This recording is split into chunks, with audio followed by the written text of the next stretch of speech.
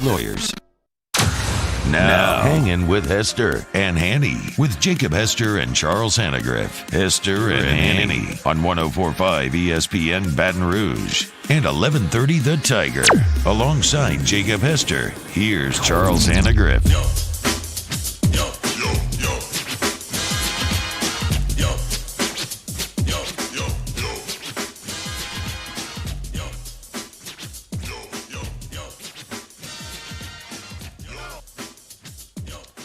Good afternoon and welcome to Hangin with Hester and Hanny, 104.5 ESPN Baton Rouge.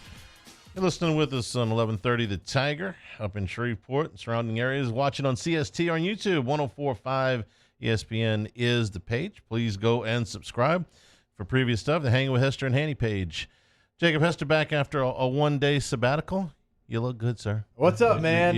You look well rested. Yeah, I got a lot of rest. We were moving yesterday, and of course, still not finished because moving is the devil. So we still got some moving to do, but I appreciate you holding down the fort. You didn't burn down the building, which I didn't think you would. No, I mean, you've done this for a couple of years. Yeah, we made out okay yesterday, and as a welcome back gift to you, I give you Hunt Palmer a little bit, Hunt Palmer? Just a little bit early. We've got a webinar at 1 o'clock. I'm very excited for it, as you can tell, but I had to come a little early. Making you the first person in history to be excited about a webinar. I'm certainly not. I don't qualify. I'm not excited about it at all, but it's something you got to do, so we're going to do it. You ever heard anybody go, I get to go to a webinar later? I guess, Hunt. No, you're the first one. You're a trendsetter. I was lying. I caught the sarcasm. You want to chat with us in our YouTube chat, brought to you by Bayou Ford. You can do that as well today. And we have a number of things to get to. Will Guillory from The Athletic will be with us here in about 15 minutes. The draft lottery is tonight. The Pelicans have a significantly less chance to win than they did a year ago, but hope springs eternal. We'll talk with Will about what the Pels might be looking for tonight and what's realistic for them if they stay in the spot that they are. Jim Nagy from the Senior Bowl will be with us in the 1 o'clock hour. Interesting proposal that was opined by Todd McShay about expanding the role of the Senior Bowl next spring if there is no football for a big portion of college football, a series of practices rather than just 2 or 3, and a longer period, in essence, a mini camp. Yeah. If not, we'll talk with Jim about that. Chris Lowe from ESPN with us in hour number 2 as well, and in hour number 3, Kat Terrell from The Athletic. The Saints back on the practice field again for the third time in 4 days. The news out of the last 24 hours are 2 significant things that happened. Number one was that Kevin Warren finally got off the dime and explained himself and explained the league's position a little bit better in the Big Ten about why there is not going to be fall football. All your petitions, all of your trips to Chicago, all of your parents' letters are not going to make any difference. The Big Ten will stick to their plan to cancel fall sports, or as he calls it, a postponement, although it could be moving to a wintertime start, a early January start. We'll get to that in a minute. But more importantly, I thought was yesterday's recommendation, the proposal that all fall sports athletes will be allowed to freeze their eligibility and they won't lose it regardless of how many games they might participate in. And this affects everybody. And so the second thing that came to mind was what a roster is going to look like. You want to know what the first thing that came to my mind was? How long is Zach Von Rosenberg actually going to be at LSU? At this point, he may beat Sam Nader's record. But the idea that not only in the fall sports, that if the SEC, ACC, and Big 12 get some or all of their seasons in, everybody's eligibility is frozen. And if the Big Ten and the Pac-12 play in the spring, play in the winter, don't play in the winter, everybody is eligible to come back for that extra year. When we did this with baseball, the numbers were easy enough to shake out. You had a 35-man roster. You have a limited amount of seniors in college baseball. And you had multiple opportunities to go play in minor leagues or things like that if you wanted to leave school. None of that exists in football. You're talking about an 85 scholarship limit or even 63 if you're talking about FCS. And all of that, and there's nowhere else to go play football. Yeah. I mean, unless you are draft eligible, this is it. Jacob, they called it not a 1-year deal, but a 4-year deal when this came up with the spring sports. And for football, that's even more so. And so we know, like you mentioned, we know that, for instance, LSU baseball only had a couple of seniors. And we kind of joked, and Paul Maneri's like, yeah, we're going to call them freshman 1 and freshman 2 for the freshman players. And they played a number of games, and they all still got another year back. But we thought because football was going to have a schedule and they were going to have what they considered an entire season, that they would, that year of eligibility would be lost and you'd move on. But this is a potential game changer. Now, I don't know what the numbers look like. And something we talked about, Hanny, I don't know if it was with you, Hunt, or not, but a football scholarship costs way more than a baseball scholarship, because baseball, you've only got so many. You got to spread them out amongst your roster. When football, these 85 scholarships, they're full scholarships, room, board, the whole. You actually get money, right? You get money per month if you live off campus and all these different things. And so financially, how is this going to play out? It's going to be one of the questions, because obviously we know on the football field, well, your studs are already going to go to the draft anyways, but you're going to have a large number of players that are contributing players that are going to be on your roster. What are the limits going to look like? Because we know every team's adding 25 new players, 25 new full scholarships to the books. And so, you have the ability, Hanny, but will every team do this? Because we saw some college baseball teams say, thank you for, allowing them to have an extra year, but we're moving on. And they didn't allow those seniors to come back. So in football, I bet you see a lot of those cases. And the short answer is no, that everybody won't do this. Yeah. And I don't know that we're going to see the first thing that comes to mind, wow, 25 more. You could have a roster of 110. I don't think anybody's going to have a roster of 110, but I think you're going to have plenty of rosters between 90 and 100. That's a significant cost, and everybody's going to have to make their individual decisions. But, just here at LSU, you're going to have a number of people go early to the draft. There's no question about that. But you're also going to have a full class next year. So you're going to get over the 85. They're not all – look, Von Rosenberg said he's staying. He's not, I was following him on Twitter last night. It was kind of funny. It's like as soon as this ruling came out, he's like, I'm staying, baby. He's going to be 31 years old for his last year. He's like my age. This holds up. Yeah.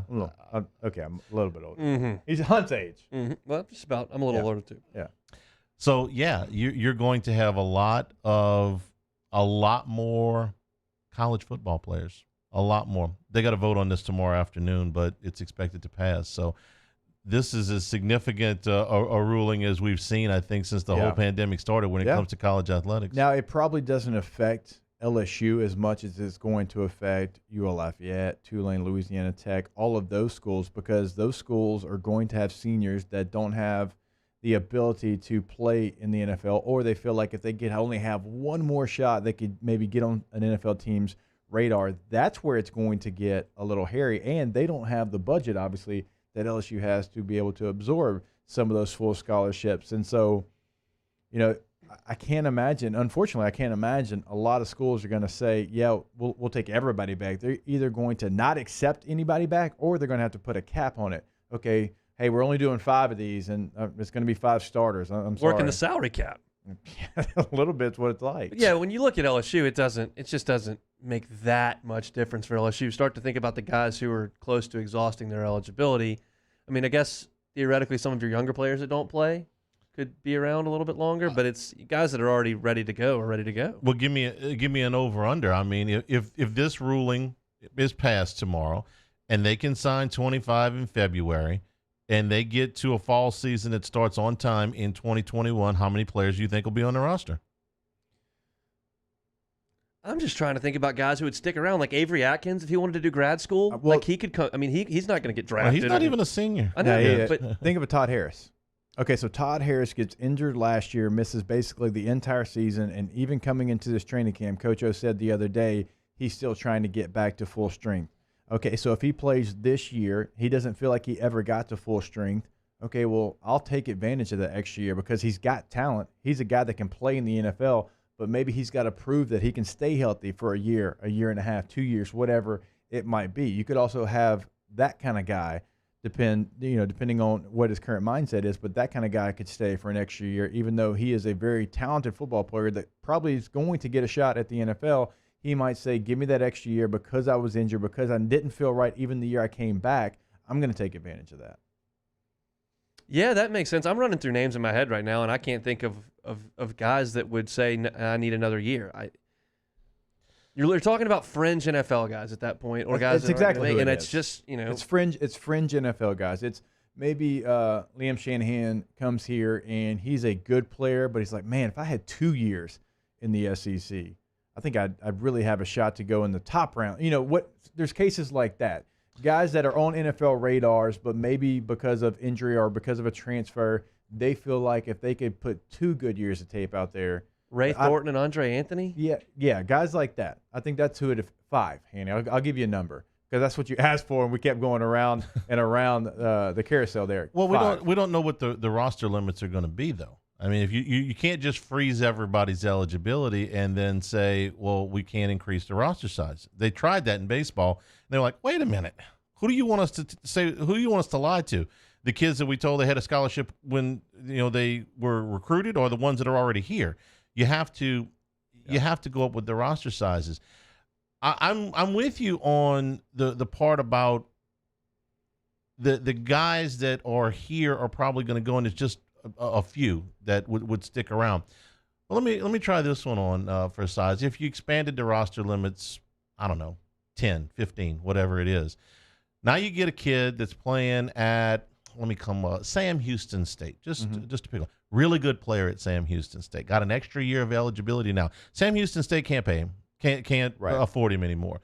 Well, now he can transfer to an SEC school that can. I mean, how many transfer market is going to look like free agency even more than it is now? You give everybody an extra year of eligibility and expand roster sizes, because the expansion of roster size has to follow the freezing of eligibility. I mean, as Tuesday follows Monday, it has to happen. You don't think programs like Minnesota are going to be trying to go to North Dakota State like crazy? Sure. I mean, a program like that, an FCS program that's a powerhouse, hey, come play in the Big Ten. Give us that. We got 10 extra spots. We'll take 8 of you, right? I mean, whatever that is, you're going to have that. There's no question. And the Southland Conference being played right here, pretty locally, you're going to have not only LSU trying to get the top guy maybe in the Southland Conference, like a Jabril Cox, right, coming this year. Maybe, other schools, the other state schools that we mentioned, they're absolutely going to try to poach and get some of those top-tier players at McNeese or Nichols or wherever. Every Power 5 program that can afford it put somebody on this case this morning and said, go get me the all-conference teams from all of the FCS schools, okay? Who can we go get? Because now we're very shortly, we're not going to have to worry about roster limits. Let's go shopping. I understand why they did it, but it's going to be a free-for-all, man. It's going to be a free-for-all. Times are wild. We're brought to you by Richards Honda, home of the warm and fuzzy feeling. NBA draft lottery is tonight. The Pelicans are in it. You saying there's a chance? Hey, last year. 1.2%. Will Guillory will be with us from The Athletic, and that is next. Hanging with Hester and Hanny, 104.5 ESPN Baton Rouge.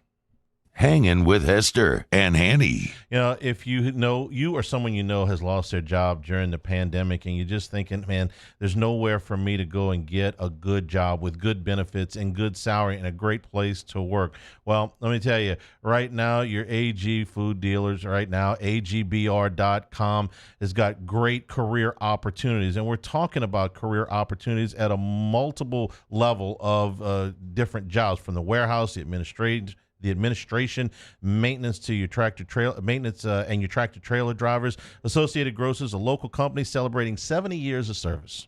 Hanny mentioned career there, not a job, right? Wonderful place to start a career, something for your future. We know compensation is a big part of keeping you happy at AG. There is competitive compensation plans. You're guaranteed 40 hours a week every week with potential overtime pay, full benefits after 90 days, sick leave, paid time off, 401k, flexible spending accounts. Not many companies offer all those benefits that will help you and your family. Our listeners fire up their opinions on the jimsfirearms.net hotline at 499-1045. Keep listening for your next chance to shoot us your thoughts with the jimsfirearms.net hotline on 104.5 ESPN Baton Rouge. If I built a van, it would do more than haul. It would carry my entire business. I'd make it available in dozens, if not thousands of configurations. It would keep an eye on my fleet. And an eye out for danger. If I built a van, I'd make it available in diesel and gas. And I'd build it right here in South Carolina. Introducing the all-new Sprinter, starting at $33,790. Built in the USA. Mercedes-Benz. Vans. Born to run.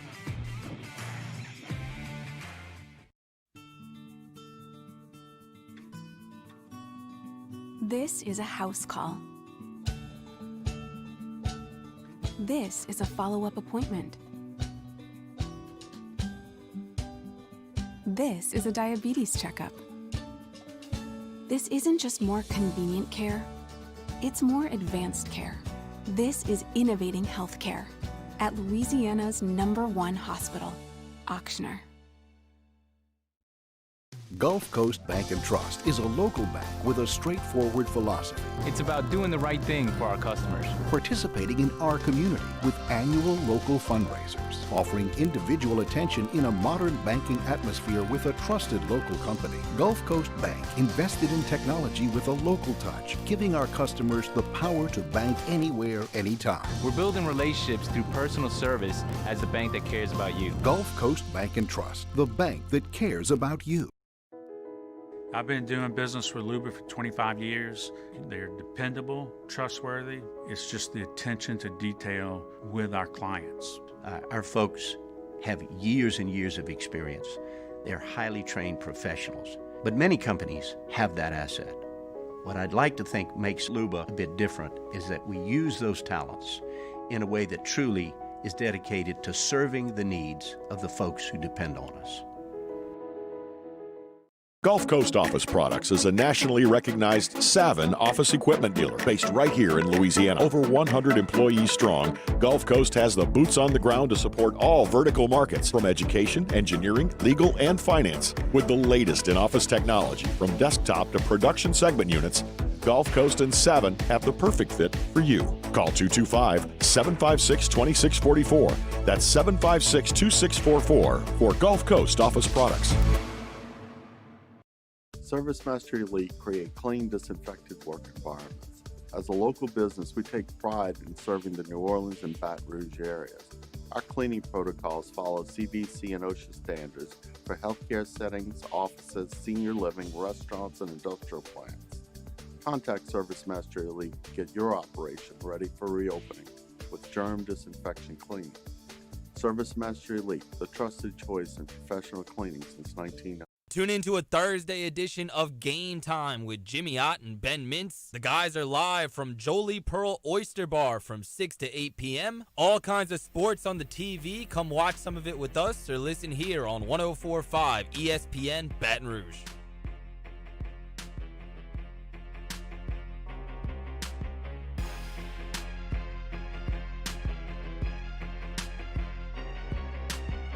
Hangin' with Hester and Hanny on 104.5 ESPN Baton Rouge and 1130 The Tiger.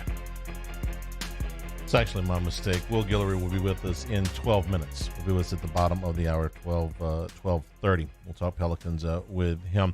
Gives us an opportunity to get to the second big story out of college football yesterday, which was the Big Ten Commissioner Kevin Warren finally coming out and clarifying, I guess solidifying his position and the Big Ten's position.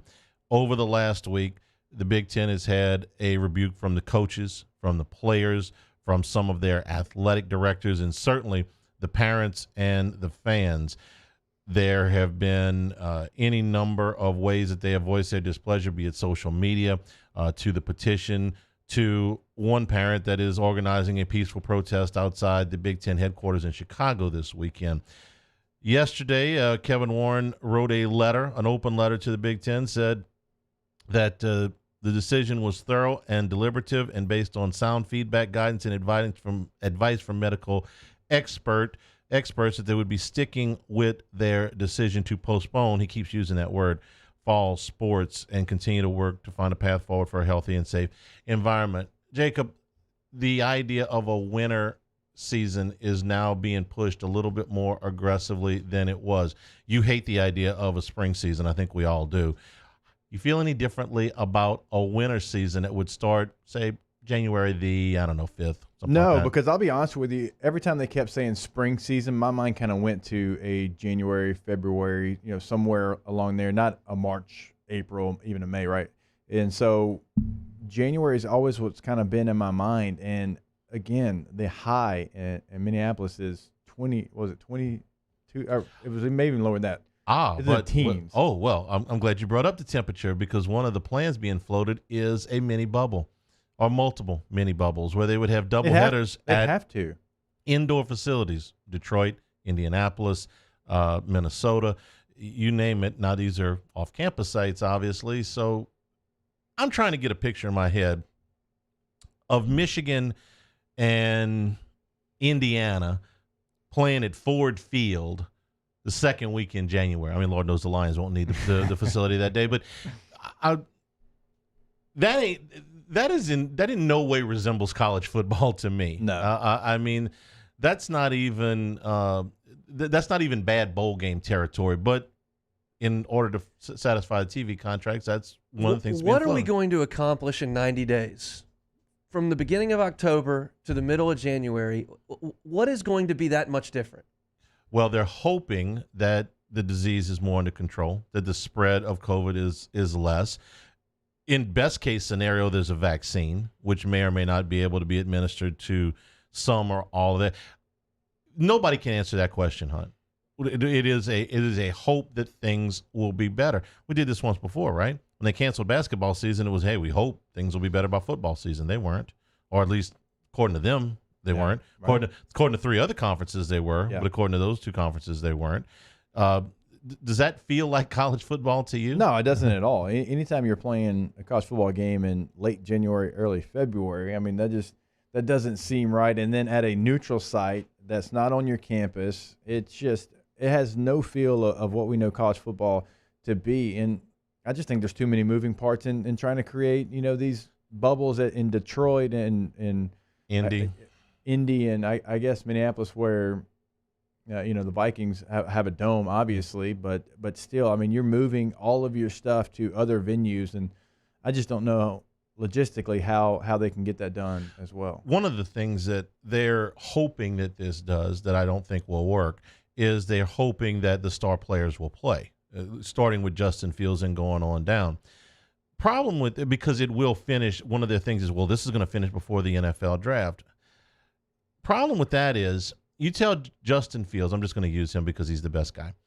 Justin Fields, you go to the bubble the first week in January. You play 10 games, and 10 games finish for you sometime in March. And when you finish with that, you go into maybe a combine setting or whatever. You go to train, you go to a pro day.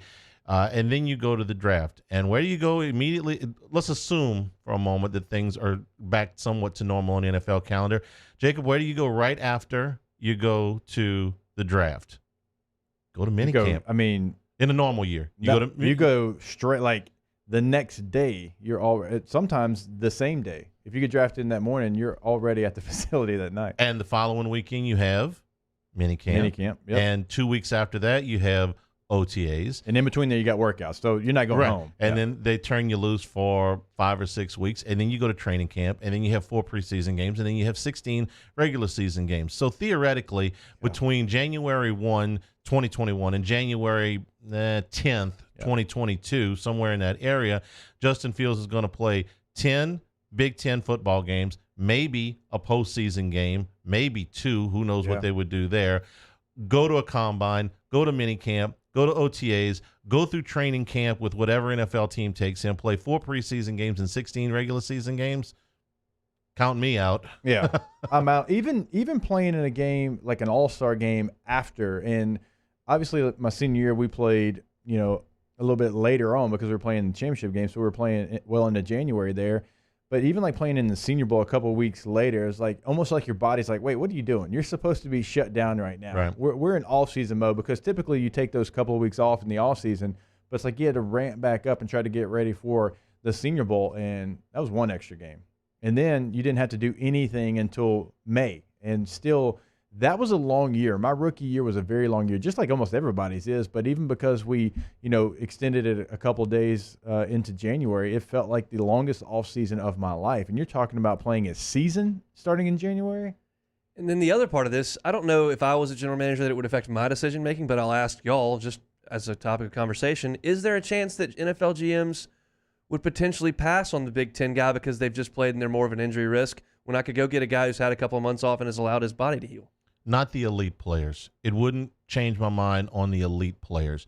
But on the fringe guys, I'm taking everything into account. It wouldn't stop me from taking a Justin Fields, but it might take me away from taking a lineman out of Minnesota if I had a choice to take a lineman out of Auburn instead. Usually take lineman out of Auburn instead of Minnesota. Anyway, bad example, but you know what I'm saying. The idea that they would go through that would be tough because Justin Fields doesn't have to do anything he doesn't want to. He's going to be a top pick in the draft. But the lineman from Minnesota that needs his senior year to get drafted is going to play in the spring. Yeah. I mean, he's going to play in the winter.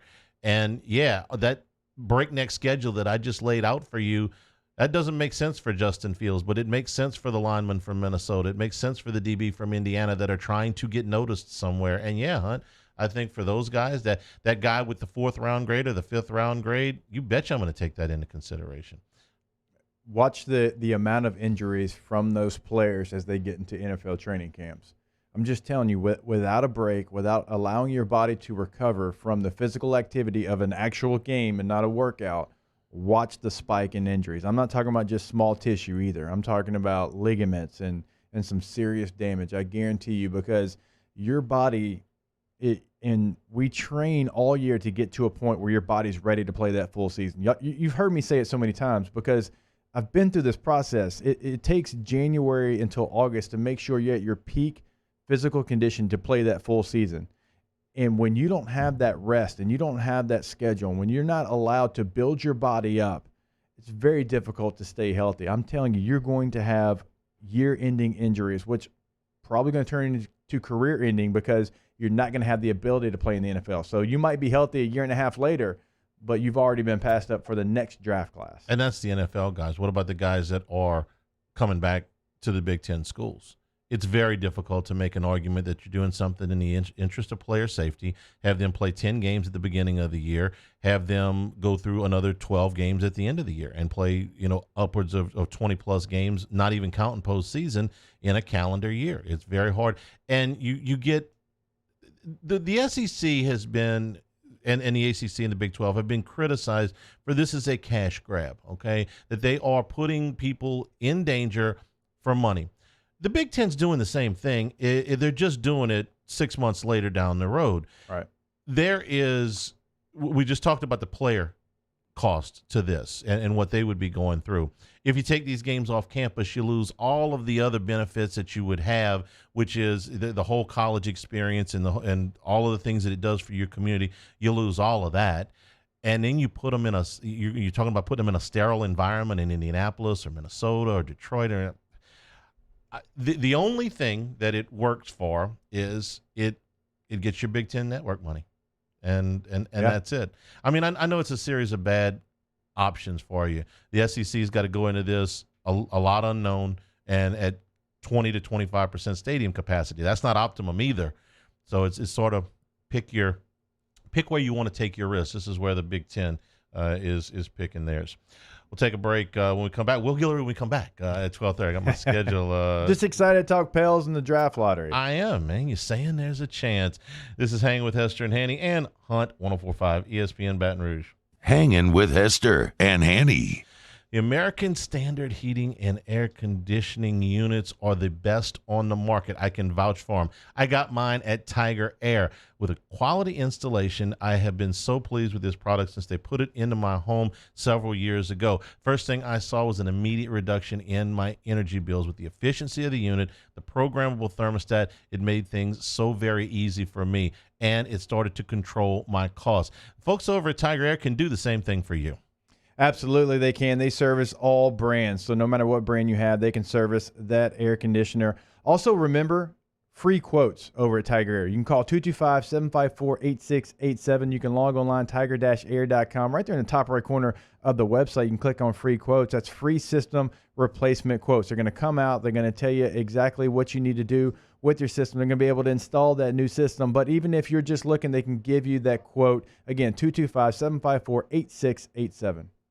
In times of need, get a full list of phone numbers, websites, and other important emergency information on the Demco Stormwatch page at 1045ESPN.com. This isn't just another day. It's so much more. Kelly's life was put on hold when her auctioneer primary care doctor discovered a rare blood disorder. Her doctor connected her to an auctioneer care team of cancer, heart, and kidney specialists.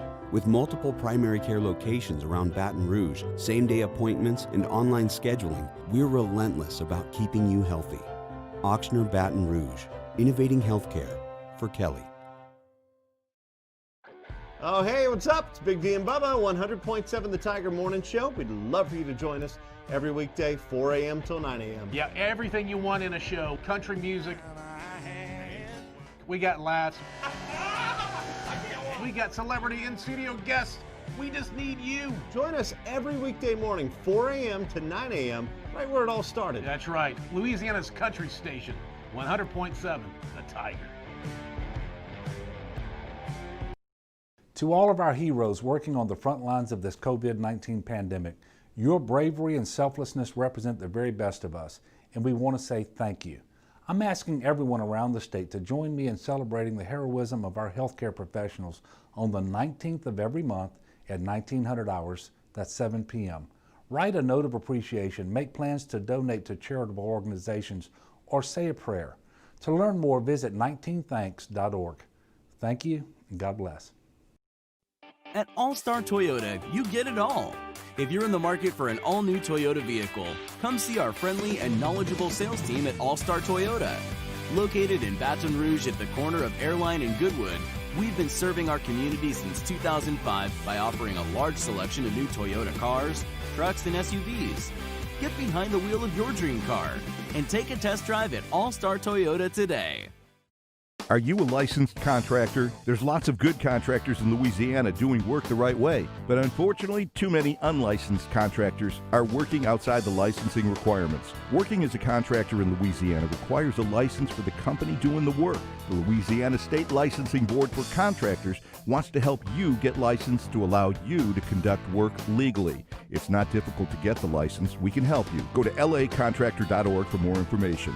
Licensed contractors, it's the law. Here at the Big Squeezy, we continue to serve the Baton Rouge and Southeast Louisiana areas during these troubling times. We are dedicated to providing you healthy food items to help you live your best life. From our cold-pressed juices to our delicious smoothies, let the Big Squeezy keep you going. Stay active, stay happy, and let us help you stay healthy. Visit us at our locations and also inside of Alexander's and Mathern's grocery stores or online at thebigsqueezy.com. Hey, it's Musso. Come join us for Fridays Off the Bench presented by All Star Toyota. Jordy is out. T-Bob hosts solo. We're joined by Hunt Palmer and Cole Kublik, and also have the latest from LSU and Saints camp. Off the Bench, 7 to 10 a.m., 104.5 ESPN Baton Rouge.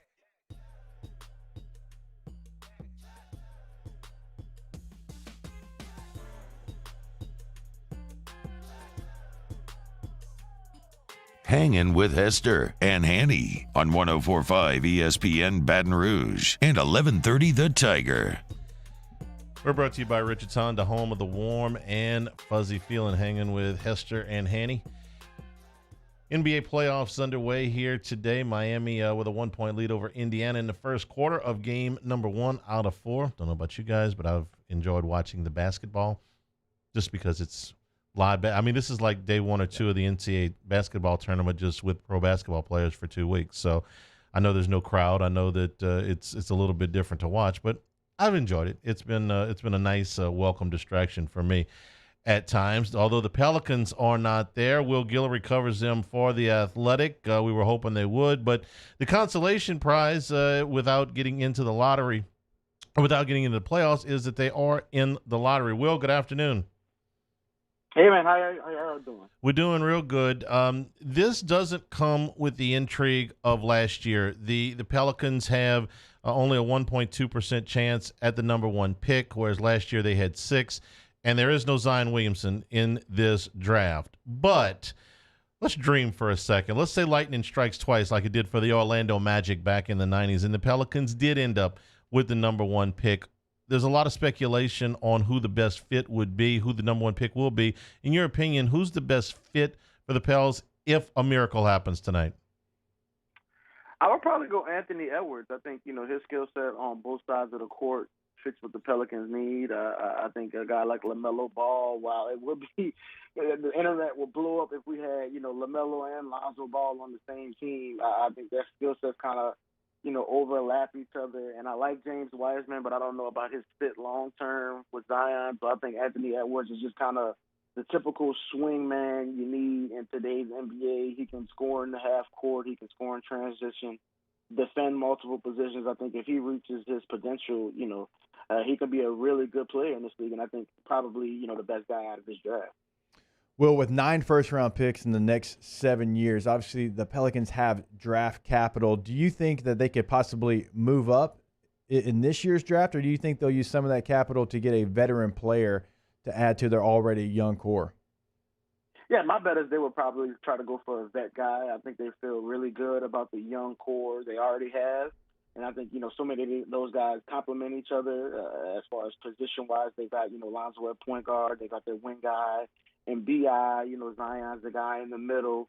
I think we really just need to get veterans to kind of fill in the spaces and kind of bring that defensive identity. I think that's what they're missing. I'm not sure if they're going to do that with that first-round pick, but I do think they're going to be aggressive this offseason trying to go get an older guy to kind of, improve the culture in the locker room and also just kind of change the defensive identity for this team, which was, so bad when we got to the bubble. Well, what do you make of the first full season for this rookie class for the Pelicans? I mean, obviously, Zion's was, cut because of the knee injury, but I think, he was outstanding in year one, and I think they feel really good about what Jackson Hayes and Nickeil Alexander-Walker were able to do. I think in particular Jackson, was a guy who they looked at and said, they expected to redshirt him going into his rookie season. They thought it was going to be a while before he can really contribute in the rotation. And then with Derek Favors going down, they had to kind of throw him in the fire. And then, he exceeded all expectations with the way he was able to learn on the defensive end. He talked about in his last, press conference with us over Zoom was that, looking back to where he was back then and where he was now, he would probably had 3 or 4 fouls in the first 5 minutes, his first few games compared to where he was, in the bubble. And I think he grew so much, and they feel really good about his potential going forward. And I think, all 3 of those rookies, along with Nicolo Melli, of course, they feel like those guys could be a core part of this team for a long time. Well, let's say that the odds hold, and the most likely spot for the Pelicans is either at 12 or 13. Is there a player or just a position that you think makes the most sense if they hold their position and if they keep that pick? Yeah, I think, again, just take it to the main theme. I think you got to get somebody who can help you out on the defensive end. The rookies, are only going to do so much, because it's such a big learning curve getting to the NBA. And then with this offseason, it's going to be so weird where guys are going to kind of go from the draft and like a month later it's going to be training camp. It's going to be wild this year. But I think, they got to – I would love a guy like, Devin Vassell from Florida State. I think he's a really good – defensive wing that can help them out, or even a guy like Sadiq B from Villanova, not as much of a defender, but can really knock down threes from the outside. I think just adding one more winger guy with size out there that can help, because we know this team has so much depth at the guard positions, but they need to get some more 6'7", 6'8" guys that can kind of, fit in the modern NBA. One of the names we hear a lot, and he's not quite 6'7", but he's close, is Aaron Nesmith from Vanderbilt. A lot of people regard him as the best shooter in the draft. What do you think of him? Yeah, I'm a huge Nesmith man. I mean, when you watch some of his clips, it's crazy the type of threes, and this is high praise, but it kind of reminded me a lot of watching J.J. Redick this year, kind of the degree of difficulty on some of his three-pointers and how he can get it up so quickly in a small amount of space. So I think, getting him on this team and allowing him to learn from J.J. Redick, I mean, that would be incredible for his career, and I think he would fit in because we know the Pelicans love to shoot that three-point shot, and they're one of the best in the league, and adding one more guy I think will help as well. Well, do you think they go priority position or best player available? Because as we sit here and we talk, I'm kind of going over the roster and where they have young players already in place, and there's not a ton of open spots on this roster because you do have a lot of young basketball players that are coming into their prime already on the team. So how do you think they kind of view this? Is it best available? Yeah, I think you took the words right out of my mouth. I think they feel so good about a lot of their positions. I think you always got to go best player available in the draft. I think regardless, I'm always of the opinion best player available is always the best route to go. And I think at this point, they just got to look at it as asset accumulation. They got to bring in as many guys as possible with all of these draft picks, use their draft capital, their free agency capital, and try to build towards, I think, that big trade in the future, how they can get that third star next to Zion and B.I. I think they're fortunate after year one in this experimentation, they can say, okay, we feel really good about Zion and B.I. as the duo moving forward. And I think now you got to figure out how to get that third guy in there next to him, whether it be a guard or whether it be another wing guy or a big, who knows. But I think if you can get a third star next to Zion and B.I., now you're starting to cook, and now you can start looking at yourself as a real contender in the West.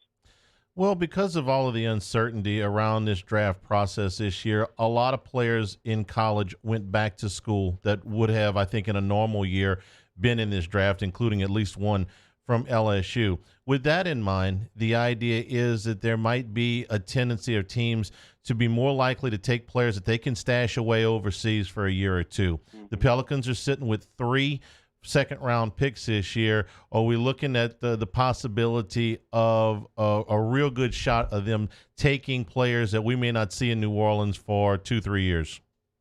Yeah, I think that's a great point. I think we saw that with them last year with Didi Louzada, a guy that they feel really good about, who maybe even come over this year and help them, I say this year, next year, which is about a couple months away.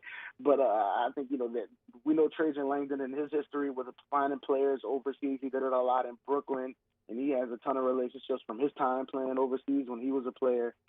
So I think we're going to see that in the future a lot with the Pelicans, them using those assets, using that experience Trajan Langdon has and kind of getting more guys overseas, maybe going to draft and stash route, because I think you're right that they have, so much of this roster is filled out already. I think using that as an asset to kind of build your roster out. And I think it's also a possibility going back to what we talked about before. Maybe they stack up some of those second-round picks and go get a veteran to add at the end of the bench. I think that's a possibility as well. But if you look into the future, this team has so many picks. It's crazy between the Lakers trade and the Nikola Mirotic trade that got you, 3 or 4 second-round picks. They have so many assets. The flexibility they have is incredible, but I do think we can all agree there's no way they use all of these picks. So at some point, they got to move them and figure out, how to fill out the rest of this roster.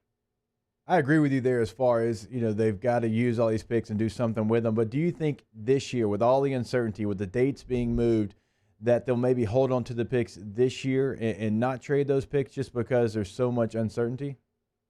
Yeah, I think you're exactly right. I think we still don't know, what next season is going to look like, how the cap is going to be affected, when the season is going to start, what the rosters are going to look like, any of that stuff. So I think, we're going to see a much more conservative approach from a lot of these teams going into the draft. I think that's the smart thing to do for the Pelicans, just to add, a cheaper asset with that first-round pick. A guy is going to be locked down 3 to 4 years. And if you feel like you want to move him in the future, you can. But I do think the Pels are going to, put a high priority in the way that they evaluate all of these drafts, because they have all of these picks. So they want to make sure they do it right. And they felt like they got it right with the Zion draft, and they want to continue that, going into the future. Will Guillory, we appreciate it. You can follow Will on Twitter at Will Guillory or at The Athletic NOLA. Will, stay safe. We'll talk to you soon. Absolutely. I appreciate you guys. Thanks, Will. Still in the late part of the first quarter, close game between the Heat and the Pacers. Pacers enjoying a 3-point lead with about 10 seconds to go. Take a break, come back. A funny quote when we come back here with Hunt dug this one up. We're going to do it when we come back. This is Hangin with Hester and Hanny, 104.5 ESPN Baton Rouge. Hangin with Hester and Hanny. We opened up the playbook and expanded our coverage. Listen daily in high definition on 98.1 HD2. We are 104.5 ESPN Baton Rouge. Citizens Bank is proud to bring you the Fan of the Week. But during these times with no fans, Citizens Bank is switching its support to the Banking on BR campaign to raise money for the Baton Rouge Food Bank. You can help out by visiting brfoodbank.org or bankingonbr.com. ServiceMaster Elite create clean, disinfected work environments. As a local business, we take pride in serving the New Orleans and Baton Rouge areas. Our cleaning protocols follow CDC and OSHA standards for healthcare settings, offices, senior living, restaurants, and industrial plants. Contact ServiceMaster Elite to get your operation ready for reopening with germ disinfection cleaning. ServiceMaster Elite, the trusted choice in professional cleaning since 1996. At Corvell Toyota in Opelousas, you can get into a new Highlander for $4,000 off MSRP. Yes, $4,000 off MSRP, and we have many in stock. So come on down to Happy Town. That's Corvell Toyota in Opelousas. Happy Town, USA. Crime has serious consequences, but anyone can make a mistake. If you find yourself in trouble with the law, know that you have rights, and it's okay to demand them. The law offices of OSSIE Brown are here to protect you and your rights. Felony or misdemeanor, DUI or drug charge. No matter what crime you're accused of, you still have rights. Let the law offices of OSSIE Brown uphold them. Call 225-343-1111. Your law firm for a lifetime.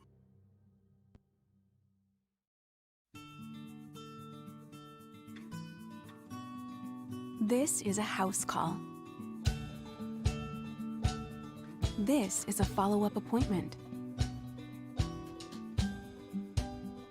This is a diabetes checkup. This isn't just more convenient care, it's more advanced care. This is innovating healthcare at Louisiana's #1 hospital, Ochsner.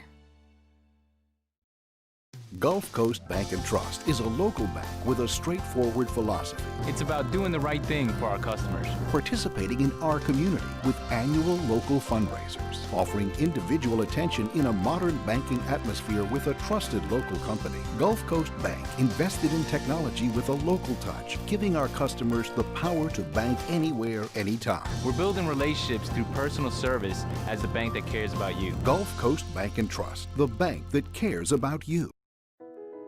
I've been doing business with Luba for 25 years. They're dependable, trustworthy. It's just the attention to detail with our clients. Our folks have years and years of experience. They're highly trained professionals. But many companies have that asset. What I'd like to think makes Luba a bit different is that we use those talents in a way that truly is dedicated to serving the needs of the folks who depend on us. Gulf Coast Office Products is a nationally recognized Savin office equipment dealer based right here in Louisiana. Over 100 employees strong, Gulf Coast has the boots on the ground to support all vertical markets from education, engineering, legal, and finance. With the latest in office technology from desktop to production segment units, Gulf Coast and Savin have the perfect fit for you. Call 225-756-2644. That's 756-2644 for Gulf Coast Office Products.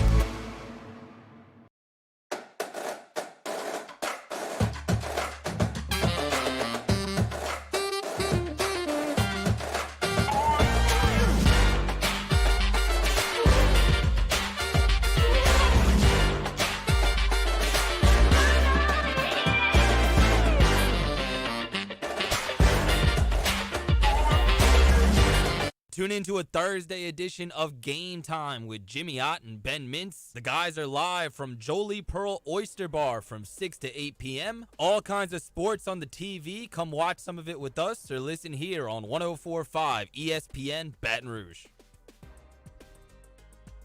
Hangin with Hester and Hanny on 104.5 ESPN Baton Rouge and 1130 The Tiger. Today's show brought to you in part by Hungry Howie's. Flavored crust pizza at Hungry Howie's. Bringing it every Tuesday and Thursday when I get to hang out with y'all. We always talk about pizza. I'm going to talk about the app today. Download the app. It's as functional a restaurant app as I have ever used. You can Create an account, earn points to get free pizza, which everybody likes. You can set a pickup time for a future pickup, or if you got a delivery, it's got a tracker on it so you can tell you where they are in the process of the delivery. And, of course, you can customize your pizza any which way. You can set up some catering. It's awesome, functional app there at Hungry Howie's. So you can, of course, go by the store at Nicholson, just south of campus at Lee. You can go to hungryhowies.com, but I'm telling you, download the Hungry Howie's Flavor Crust Pizza app right there on your phone. Make dinner very, very easy. Hungry Howie's, make that dinner tonight, bringing you Hangin with Hester, Hanny, and Hunt every single Tuesday and usually Thursday. So you found us a funny I quote. got a quote for you. I said before the show that I didn't think that it was feeling like football. This makes it feel like football. Comes from Matt Galloway, who covers Kansas football. And here's his tweet. Les Miles says he's taking a hands-off approach with the KU football offense this year, letting offensive coordinator Brent Dearman install his scheme. Quote, I've said, hey, we've got a great coordinator. Let's let him coordinate. Miles would like to see a 50-50 split in pass and run. I'll leave y'all with that. I got a webinar to get to, but you can chew on it. Ain't no y'all. You won't hear that slander coming from me. You can say that for Jordy. Let him coordinate. I'm not doing that. I'm sorry. Man plays for more national titles than any coach, and we're sitting here slandering his name. No, that's fine. I'm just trying to. I'm not going to talk this. I'm just trying to catch my breath. Nope. You don't believe that, do you? You don't really believe he's going to let that guy coordinate the offense, right? I'm not. I told you before, and I'm not kidding. I'm not talking during this segment. Okay, I'm gonna make you mad. It was a quote that he has given a time or two. I get it. Yeah. Get it. Yeah. I get it. Okay. I get it. You think it's funny? Come on now. I don't. As a guy who had to run into more 9-man boxes than anybody not named Leonard Fournette. I mean, you. Look, I had the ability to change my family's life because of the opportunity Coach Miles gave me. The guy won games, but he's not changing the offense. Probably not. He's not going to change the offense. Come on. He might. Did you watch Kansas last year? Okay, serious question. I did because I thought I was winning a bet and getting a free steak dinner. So yeah. Oh, the guy that just left and welched on his belt. But so what did you see? Different out of it wasn't the same thing that he ran here, but all jokes aside, wasn't it the Boston? Was it Boston College? Was a Friday night game, I think, where they kind of did open it up actually, and that was that's fair, okay? Because the last, 25 minutes, 35 minutes of that game, they ran BC right out of their own stadium, and it was the first road game that Kansas had won in conference play in I think a decade, if I'm remembering right. And yes, for those 30 minutes, they put on a clinic. Yeah. Okay. Now I will say it looked a little bit different, but it wasn't. It wasn't anything outlandish. But by Les's standards, yes, it was quite a bit different.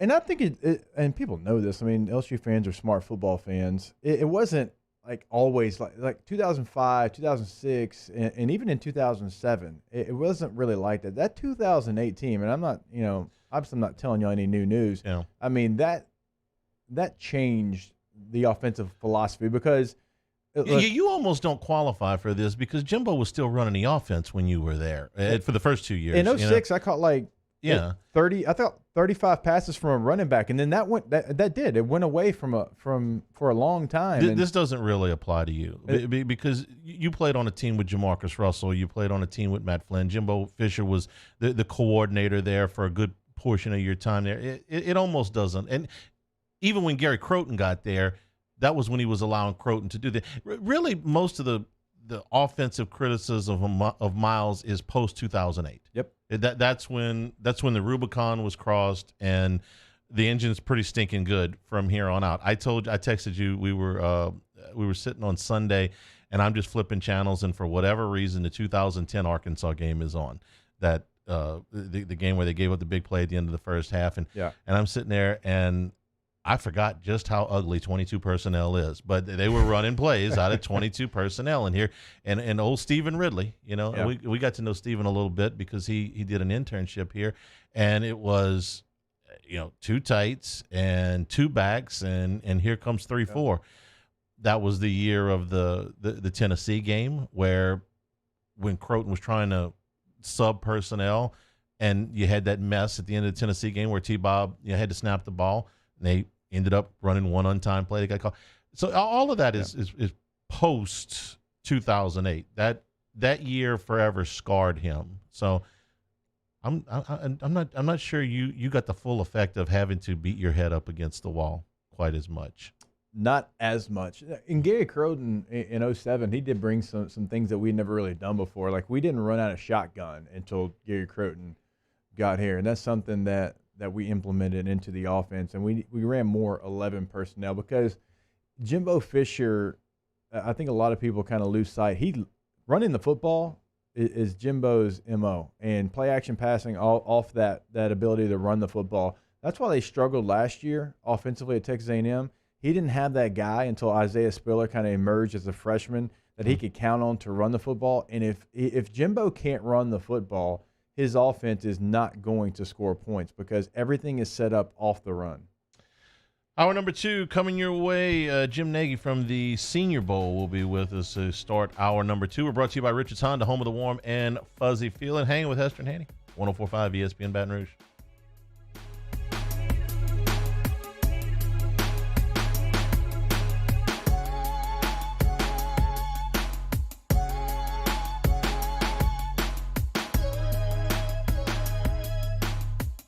Hangin' with Hester and Hanny. Hi, this is Chance Inman, President and Chief Operating Officer for Janney King Gulf Coast. Here are some ways to protect yourself and those around you from the coronavirus. Wash your hands often and thoroughly. Cover coughs and sneezes with your elbow. Disinfect high-touch surfaces regularly. Use non-contact methods for greeting others. And avoid touching your face. Following these steps, as well as social distancing, should help all of us stay healthy. Janney King, the king of clean. This isn't just another day. It's so much more. Kelly's life was put on hold when her auctioneer primary care doctor discovered a rare blood disorder. Her doctor connected her to an auctioneer care team of cancer, heart, and kidney specialists. With multiple primary care locations around Baton Rouge, same-day appointments, and online scheduling, we're relentless about keeping you healthy. Auctioneer Baton Rouge, innovating healthcare for Kelly.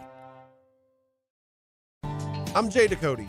I grew up learning how to cook at LSU tailgate parties and right in my own backyard. And I created JD's Louisiana products to bring that Louisiana flavor to you at home for your backyard cookout.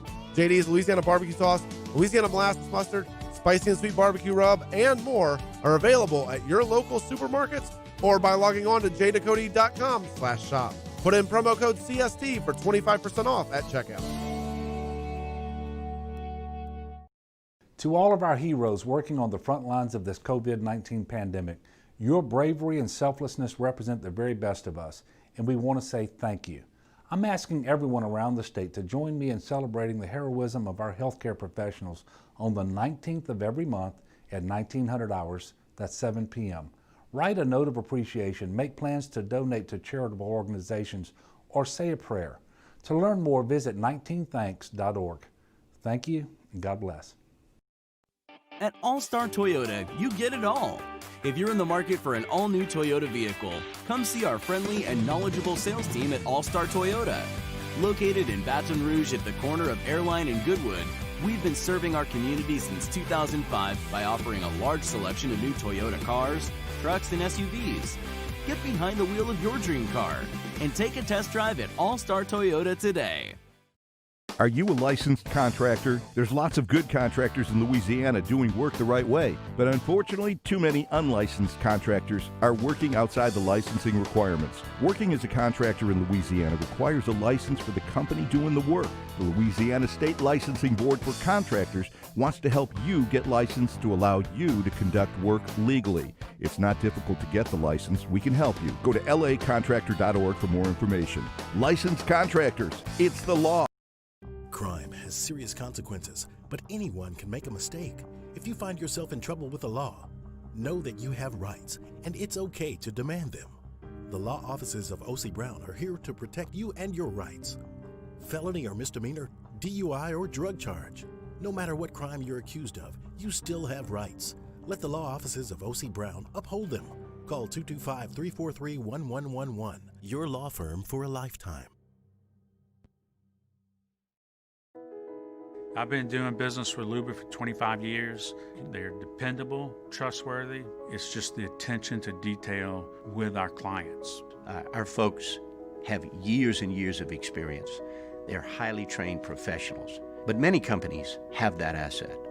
What I'd like to think makes Luba a bit different is that we use those talents in a way that truly is dedicated to serving the needs of the folks who depend on us.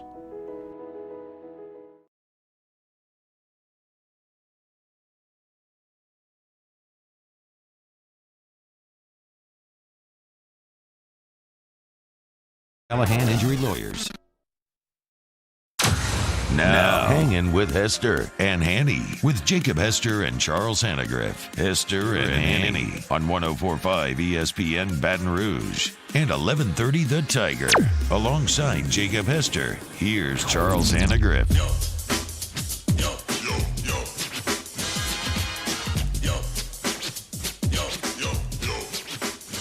Hour number 2, Hanging with Hester and Hanny, 104.5 ESPN Baton Rouge, 1130 The Tiger. If you're watching along with us on CST, our YouTube page, 104.5 ESPN.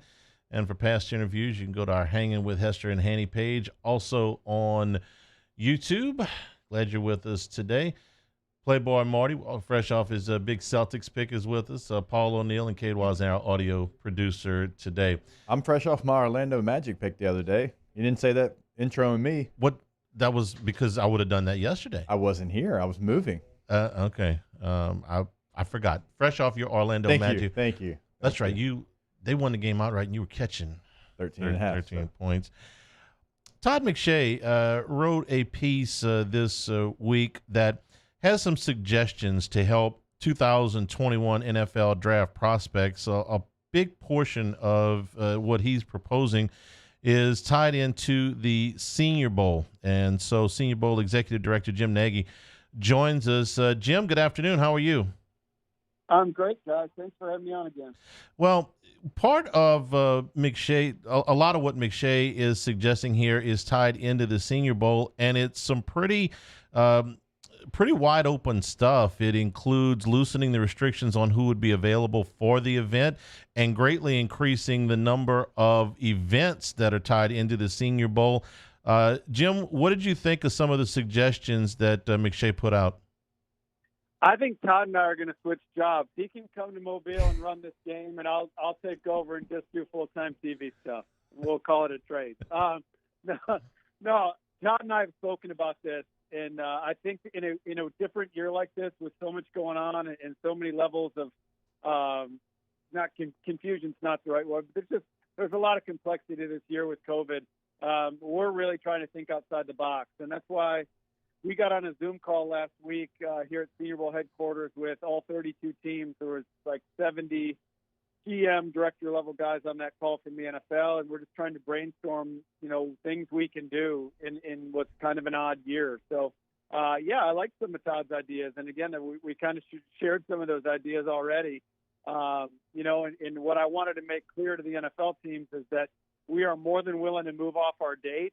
If the NFL moved the draft calendar back, we would be willing to move our game back to give them more time, and also lengthen our event. So I really think it makes sense in a year like this, especially for the kids that aren't playing right now. The Big Ten, the Pac-12, the lower division guys. If they're not in pads and for 12 to 15 months, they're not going to want to come to Mobile and just throw the pads on day 2 like we normally do. So we've talked about lengthening it out to be more of a 2-week event this year, having more of an acclimation period, kind of a ramp up into contact. Maybe condition for 3 days, going uppers, just going shells for 3 days, and then have maybe 3 days of full padded practices. So everything's on the table right now, but it is if we're going to do something, it needs to come together quick because January is going to come quicker than we think. Jim, being a Senior Bowl alumni, I've got to imagine that GMs and scouts have been trying to get you to add a practice or two for a long time. This isn't a new idea. I haven't heard. I've only been here 2 years, like Jacob. I haven't really got that feedback, but yeah, I mean, those guys they're chomping at the bit. So any more evaluation they can get, they would want. The challenge on our end is if you're keeping players in Mobile for an extra week, and if you have to split up rooms this year, we usually room those guys together. If we have to go to double the room amount for 2 weeks and then feed them for an extra week, there's a lot of costs associated with that. So we are actively looking for some more sponsor support. And to me, if we could make this a bigger thing this year, I think it's a great opportunity for the Senior Bowl, because I think it's been a great event for a long time. There's a lot of value in it. I always saw a ton of value in it when I was in the league, and that's why it's easy for me to sell it now in my current role. But more so than most years, I think all eyes are probably going to be on Mobile here in January. Jim Nagy, the executive director of the Senior Bowl, is our guest. Jim, just in outline form, what theoretically could a 2-week event look like? Yeah, so I think we'd have the guys show up on Sunday like they normally do and go through the registration process. Monday would probably be an interview day, which it usually is anyway. And then Tuesday, Wednesday, Thursday, we've talked about doing conditioning, where they're doing a lot of on-field position-specific drills, kind of like you see at the Combine. When those guys are done running their 40 and doing all the jumps and everything, they get into their position drills. I think those things would be incorporated into the conditioning days. And then I think we'd go in shells for 2 or 3 days, kind of ramp up the contact a little bit for the guys that haven't been in pads.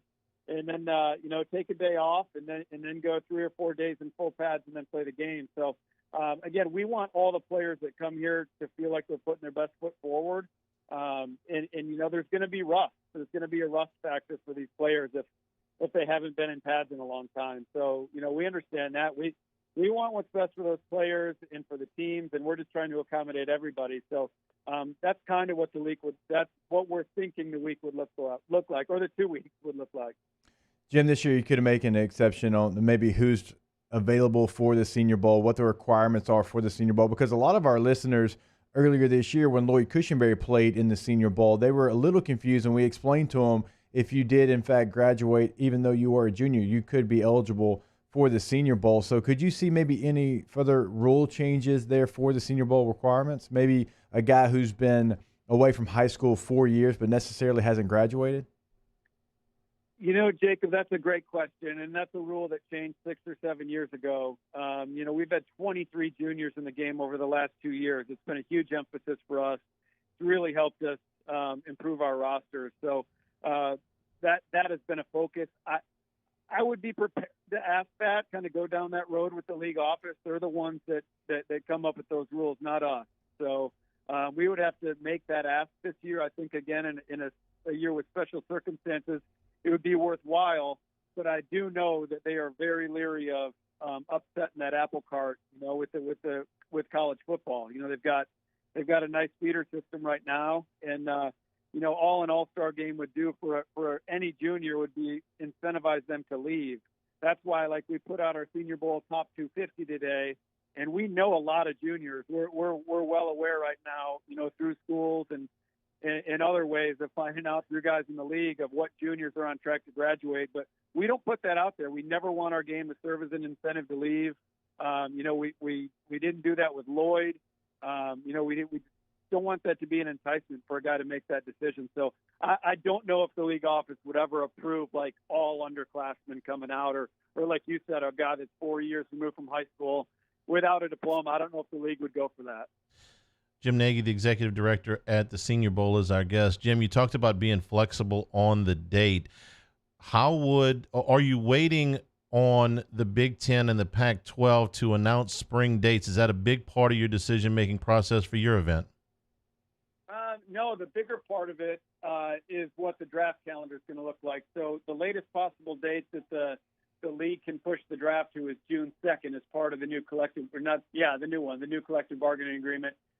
So if we just want to stay in line with the Combine, because all the agents are they really want their guys to be able to leave Mobile and have 3 or 4 weeks to train before the Combine. So if the Combine shifts, if the draft shifts and the Combine shifts, we are open to moving our date as well.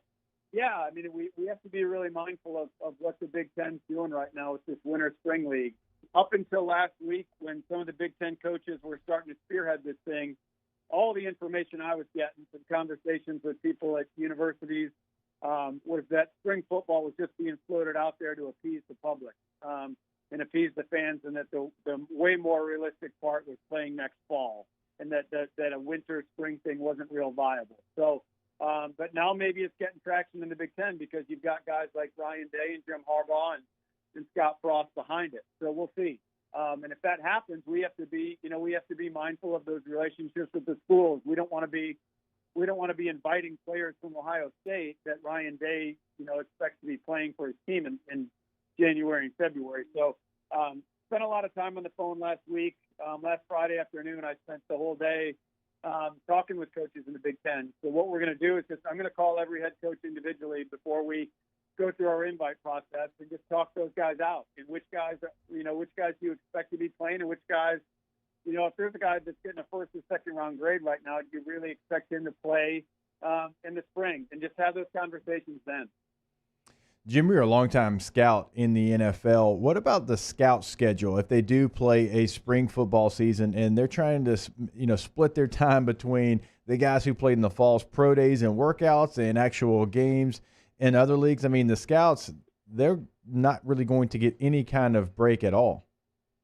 No, and they're at least off the road right now, Jacob, because no one's letting them into their schools right now. So they're all sitting at home, and they're getting a lot of good family time, which they never get. They're usually on the road 200 nights a year in that profession, and so now they'll be home most of the fall, if not all of the fall. So they will at least be rested up. But that's a good question. I mean, those guys are going to be busy trying to bounce between the pre-draft process, like our game and the combine, and pro days, and then also trying to cover these games that are being played if they are being played. So, it's going to be a tough process for those guys, as well as just simple information gathering. Right now they'd be in Baton Rouge, and they'd be sitting down with everyone in the building at LSU and talking about these players. And the schools have done a great job of setting up Zoom calls with all the sources at the schools. The trainers and the strength coach and position coaches and academic people. But the schools have been really good about letting us on some of those calls. And let's just face it, you're getting some good information, but not the same information you would get as if you walked into the running back coach's room in the office and shut his door, and you had a long-standing relationship with that coach, and it was just, it's just the two of you. You're probably getting different information than you'd get on a Zoom call with 50 people on it. So they're going to be way behind when it comes to figuring out who these players are going into the pre-draft process. So that's another value of having a 2-week Senior Bowl, is it'll give everyone in the league an extra week to spend around our 125 players that we bring to Mobile. Jim Nagy, we appreciate your time. Stay safe. We'll look forward to whatever developments come next, and we'll talk to you soon. Yeah, guys. Thanks for having me on. Be safe over there. Thanks, Jim. Hanging with Hester and Hanny, 104.5 ESPN Baton Rouge. Hanging with Hester and Hanny. All right, we're brought to you every single day by our title sponsor, Richards Honda. You can find them at 13413 Millerville Greens Boulevard in Baton Rouge. It's I-12 and Millerville. Of course, you can find them at richardshonda.com as well. I always tell you, go to the website. It's set up for success. You can find a full list of the 700 new and pre-owned vehicles they have over there at 13413 Millerville Greens Boulevard. You're going to find something you fall in love with. Also, Richards Honda is hiring, and they want you to join our team. It's a great place to work with fun-loving people, plus guaranteed set income for 3 months and lots of hands-on training. Richards Honda knows happy employees make happy customers, so they've got one of the best benefit packages and work environments in the state of Louisiana. Make the smart choice. Apply today at richardshonda.com/careers. And also, while you're on that website, go ahead and check out those cars I tell you about, the hybrids I tell you about, the midsize and full-size SUVs, the Odyssey minivan, the Ridgeline truck. They've got something for everybody over at Richards Honda, home of the warm and fuzzy feeling. Off the Bench, Hanging with Hester and Hanny. After further review and more are all live daily on the 104.5 ESPN Baton Rouge YouTube page. Subscribe now to interact with us inside the live chat. Find highlights for each show's channel and get notified whenever we go live. This is a house call. This is a follow-up appointment. This is a diabetes checkup. This isn't just more convenient care, it's more advanced care. This is innovating healthcare at Louisiana's #1 hospital, Ochsner.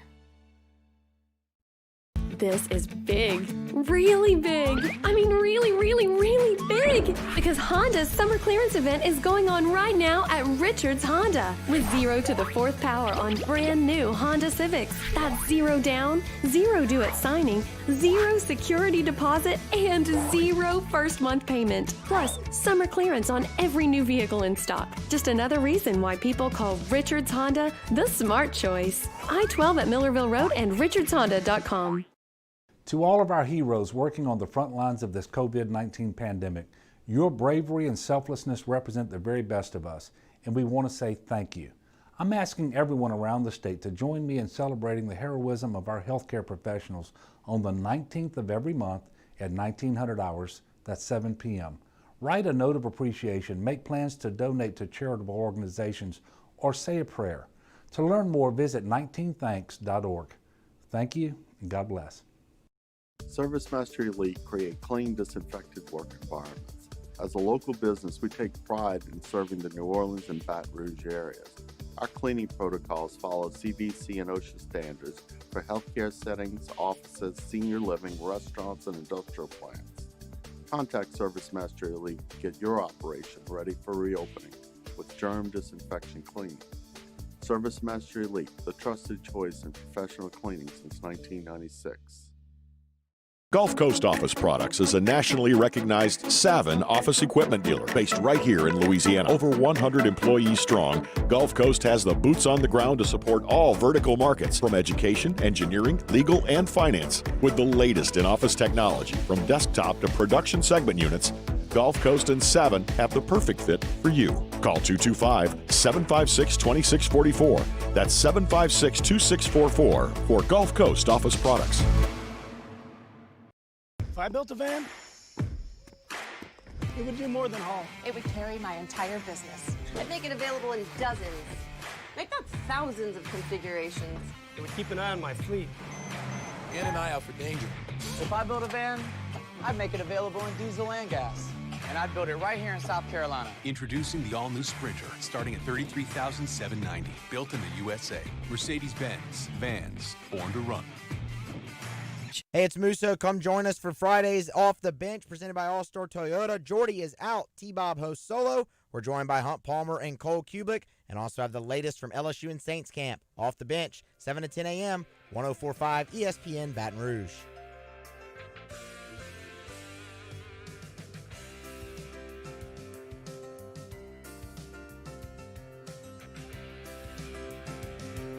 Hangin with Hester and Hanny on 104.5 ESPN Baton Rouge and 1130 The Tiger. Chris Lowe will be with us at the bottom of the hour. We're brought to you by Richards Honda, home of the warm and fuzzy feeling.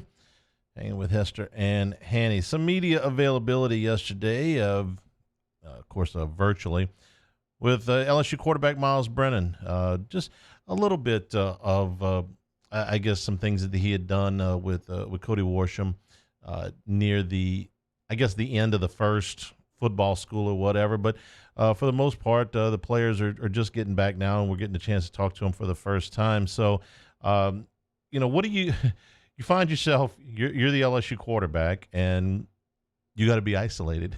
And I think that the last thing that the LSU quarterback would want to do in the summer before his first year as a starter was be isolated, but that's what was, that's what Miles Brennan had to do for the most part, and now he's got a schedule that outside of the actual football practice keeps him pretty much isolated. I do live by myself, which is nice in terms of going through all this stuff right now. But yeah, when I get done with football, I'm going back to my apartment. I'm eating dinner. I'm watching film. I'm studying. And other than that, I'm waking up. And I'm going right back to football, and fortunately I do have online classes, so I won't have to, be on campus as much, which is nice. But yeah, it has been nice not having to worry as much about being exposed to the outside community. So this is Miles Brennan's life, right? He's living alone and he's having classes online. Right. So this is literally get up, and all you're doing is go to the football ops building for practice and, and your day, and then you go home and you're by yourself. That's what he has to do. But that's the exact approach that he has taken. And I know it sounds like, oh, well, you just got to do that.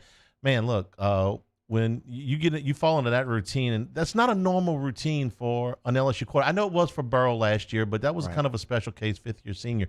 Ordinarily, this would have been a guy that would have been around, all these players, all these extra summer workouts, all of those things that you would normally do, football camps and all that stuff. And instead, this is what he's done, but he's taken a very regimented approach to it.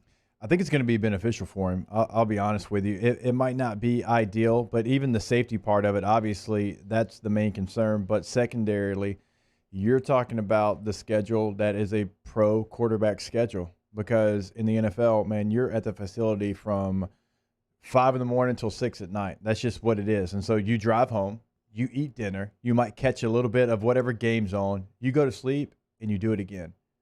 Rinse, wash, repeat. That's what an NFL quarterback does during the season. And so everyone I've at least, even the backups, that's what they do. And so it might not be the most lively lifestyle, but that's exactly what you would want to see your quarterback schedule look like, if I'm honest with you, because now you've got schoolwork to do, but he's already graduated. So the things that he's doing is not going to be like it's a full load. It's not going to be 15 or 18 hours or anything like that. And he's going to concentrate on football. He's going to basically watch film and prepare for whatever opponent that he has coming up. And I thought it was beneficial for Joe Burrow last year. Think about how distracting it would have been for Joe Burrow to have to be on campus last year.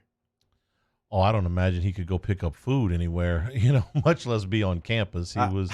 I saw Joe at a gas station, and right after I think it was the Alabama game, and Joe was in there, and he was buying like a candy bar or something, and all you could see, like, he had his hoodie on, he had his beanie on, all you could see was barely any part because it would have taken him 45 minutes to get gas, but by the time he's signing autographs and somebody calls somebody and says, hey, are you close? You can come by and get a picture with Joe Burrow. I mean, it would have taken him an hour to get the candy bar and 15 gallons unleaded. I mean, it'd have been a little fun, but it'd have been a distraction as well. Well, if you have to do that every time you go out in public, if you want to look at the one silver lining to this thing is there are, I guess, less distractions, temptations, if you want to call them. Okay, I mean, all of those social things that the students usually do, not all of them, but a lot of them have been, curtailed or, outright canceled. Miles Brennan also talked about his comfort with the offense and what he's best at in this scheme. Yeah, I mean, I feel really, really, really comfortable with the whole playbook. And I know that sounds crazy, but I mean, this playbook reminds me so much of what I did in high school. In terms of, RPOs and having that run pass option and throwing the ball downfield and to just really put the ball in our playmakers' hands and let them go make plays is the biggest thing. So I've felt very comfortable up until this point with the playbook and where we stand and where we're headed. You hear RPO with him, and all the talk of him is always started with his arm and what a good arm he's got. A better arm than Burrow by most accounts, but he's more athletic, I think, than maybe some people think. Okay. So obviously you have your running quarterbacks who they have the high ability to be able to have design runs, but then you also have your quarterbacks that are good in the pocket, then can escape pressure, and they can get you positive yardage whenever the play calls for it. And I thought Joe Burrow was a perfect example of that a year ago. Now, you had some design quarterback runs, but for the most part, when Joe picked up yards on the ground, it's because he knew where to step up in the pocket, what his offensive line was giving him, and he was a smart football player and picked up yards. So you don't have to run a 4.5 to go out there and pick up yards on the ground. So I do think Miles has more athletic ability. I think a lot of people just automatically cross him off as far as a runner because, they saw his frame and they thought maybe he wouldn't be able to take the hits. And so that's something that I know he's been working on, because there's going to be times within the play calling that he has to pull the ball. He does have to run it because part of that RPO is the ability for the quarterback to do so. So I definitely think it's something that he can handle. You're not going to specialize in it, Hanny, but it's not like he's got 2 concrete feet out there. One of the things I thought that made Burrow so infuriating for defenses to defense last year was the fact that on those occasions, and there weren't a lot, but where you got everybody covered, you're in the right personnel grouping, and they had Chase doubled or they had Marshall doubled, and somebody out of the backfield had taken Clyde, and the protection held up for him, and he just couldn't find anybody, and he'd take off and get that first down. When everybody was he had just burned them so many times and completed so many balls in a row. It's like, we finally got everybody locked down, and he scrambles for 14 yards on 3rd down and 7. If you can do that, to me, that's the backbreaker. That's the Steve Young. That's the Lamar Jackson. I don't know how many design runs we're going to give you. It's that, man, when things break down, I'm going to bust you. I'm going to make on that 3rd down. When I finally get everybody covered, that quarterback's going to bust you. He's going to scramble for that first down with the one thing that you can't cover. And if you do, he's still got the ability to outrun you, make you miss. Now, I'm not suggesting that Brennan is either one of those guys. That's not the comparison I'm making. What I'm saying is that ability to run when you absolutely have to, I just thought was a portion of Burrow's game last year that took him even higher than what he had been. And the reason he was able to do that is because he knew where to step up, when he had to roll out. You'll see some quarterbacks, Hanny, that whenever there's pressure, they just automatically roll out of the pocket. Well, that's setting your tackle up for disaster because you're rolling right into the guy who's rushing up the field. A lot of college quarterbacks don't have the ability to find the holes within the pass protection. Joe did it as well as I've ever seen in college football. That's something that Miles has to be good at. Miles has to know exactly where the rush is coming from. So if I'm taking the snap and they're bringing free safety Will off the backside, well, I know that I don't need to be rolling out that way. Or if they're bringing Sam strong safety, well, I don't need to roll right into that. No, the weak part of the defense, because everybody's sliding that way, there's going to be a gap on this side of the football. I have to know that if I step up, it has to be here and not allow the instinct of panicking and trying to roll to your right because you're a right-handed quarterback. Joe understood that. Now we're going to see, does Miles understand that? Because it's not the athletic ability of being able to go out there and be a track guy. It's the athletic ability to have the quick twitch muscles to be able to hold the ball high and tight so you don't fumble, and not only step up in that hole that we're talking about, but either step up and make the decision, do I run or do I continue to look downfield? And so those things are the things that you have to be athletic in the pocket, not necessarily be a guy that's going to go out there and, hit a home run. If you're great, you can do both. Burrow was able to do both. The one play that I think exemplifies that, the first touchdown against Ole Miss, when he hit Jamar Chase, he made that throw running forward, and it looked like to all the world, including me watching on television, well, he's gonna take off. He's got some yards here. No, he's gonna chuck it down the field and he's gonna get a touchdown. So if you can do both, you become you become a very dangerous person. Very, very difficult to defend. We're brought to you by Richards Honda, home of the warm and fuzzy feeling. Chris Lowe, when we come back, hanging with Hester and Hanny, 104.5 ESPN Baton Rouge. Hanging with Hester and Hanny. Our listeners fire off their opinions on the jimsfirearms.net hotline at 499-1045. Keep listening for your next chance to shoot us your thoughts with the jimsfirearms.net hotline on 104.5 ESPN Baton Rouge.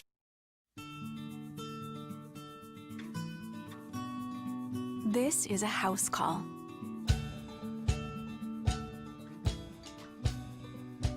This is a test result. This is a prescription refill. This isn't just more convenient care, it's more advanced care. This is innovating healthcare. Start your virtual visit today at Auctioner Health. Gulf Coast Bank and Trust is giving our customers the power to bank anywhere, anytime during this challenging event. And we're right there with you. Our mobile banking app is a smart way to manage your money and time.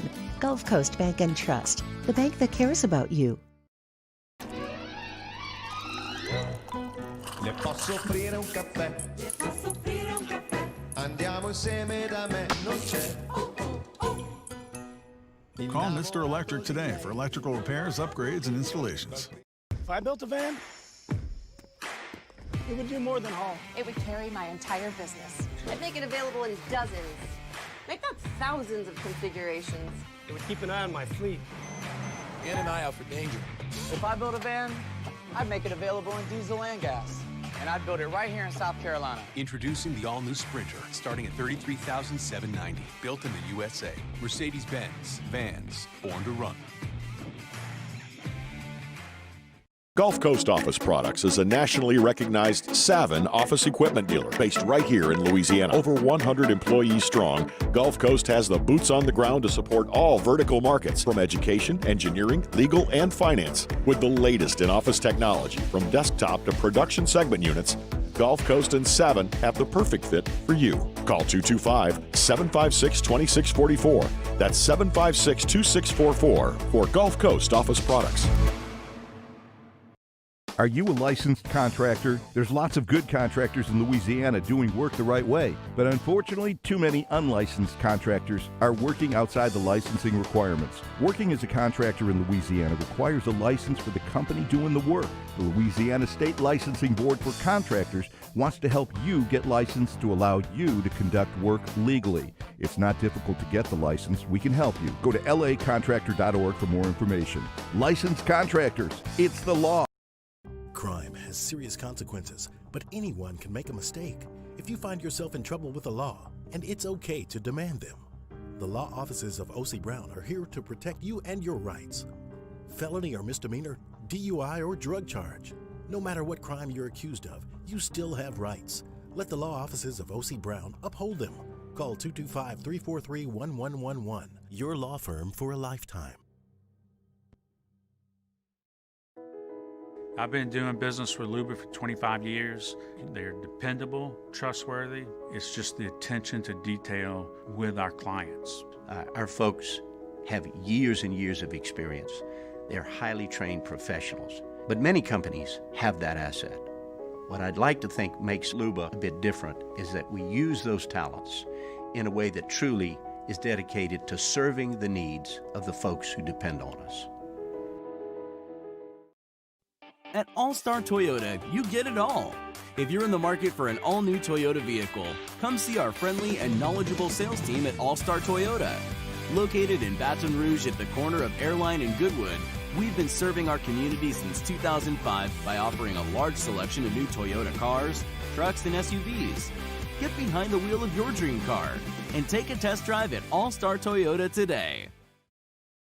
Tune into a Thursday edition of Game Time with Jimmy Ott and Ben Mintz. The guys are live from Jolie Pearl Oyster Bar from 6 to 8 p.m. All kinds of sports on the TV. Come watch some of it with us or listen here on 104.5 ESPN Baton Rouge.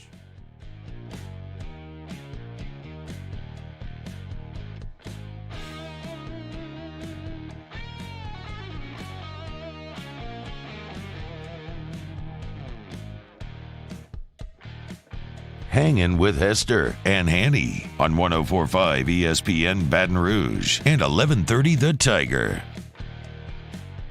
We're brought to you by Richard's Honda, home of the warm and fuzzy feeling.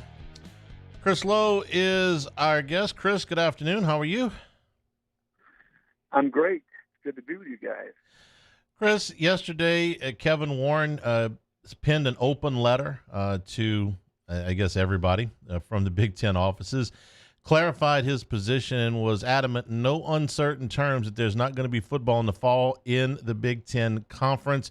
So from petitions to social media campaigns to even a peaceful protest planned outside the league offices in Chicago, Kevin Warren and the Big Ten stand firm. Is this the end of this thing now? Well, I never thought that they would be able to reverse course and come back and play. Not coming out and saying that they weren't playing because of health concerns, data, and medical information they had, that they just didn't feel like it was in the players' best interest medically to go forward.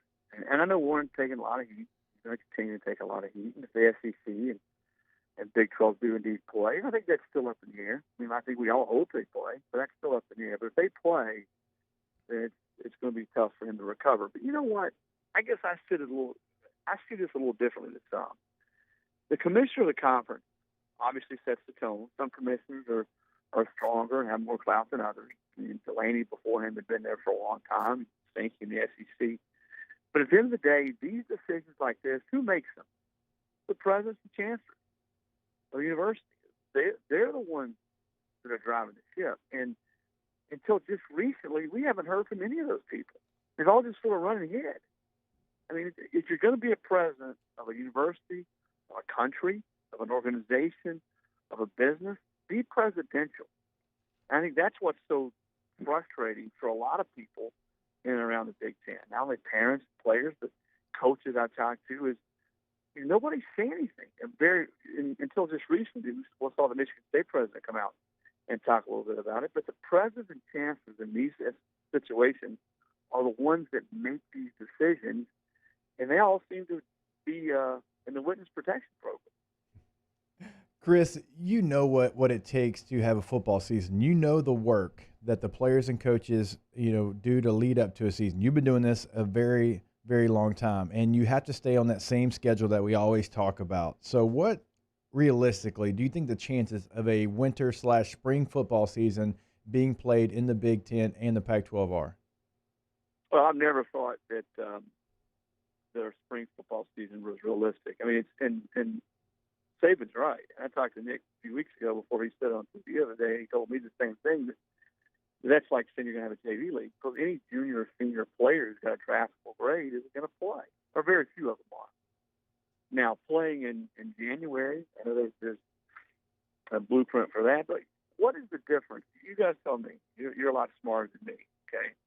What's the difference in playing in late September and October and November, playing in January, 1st of January?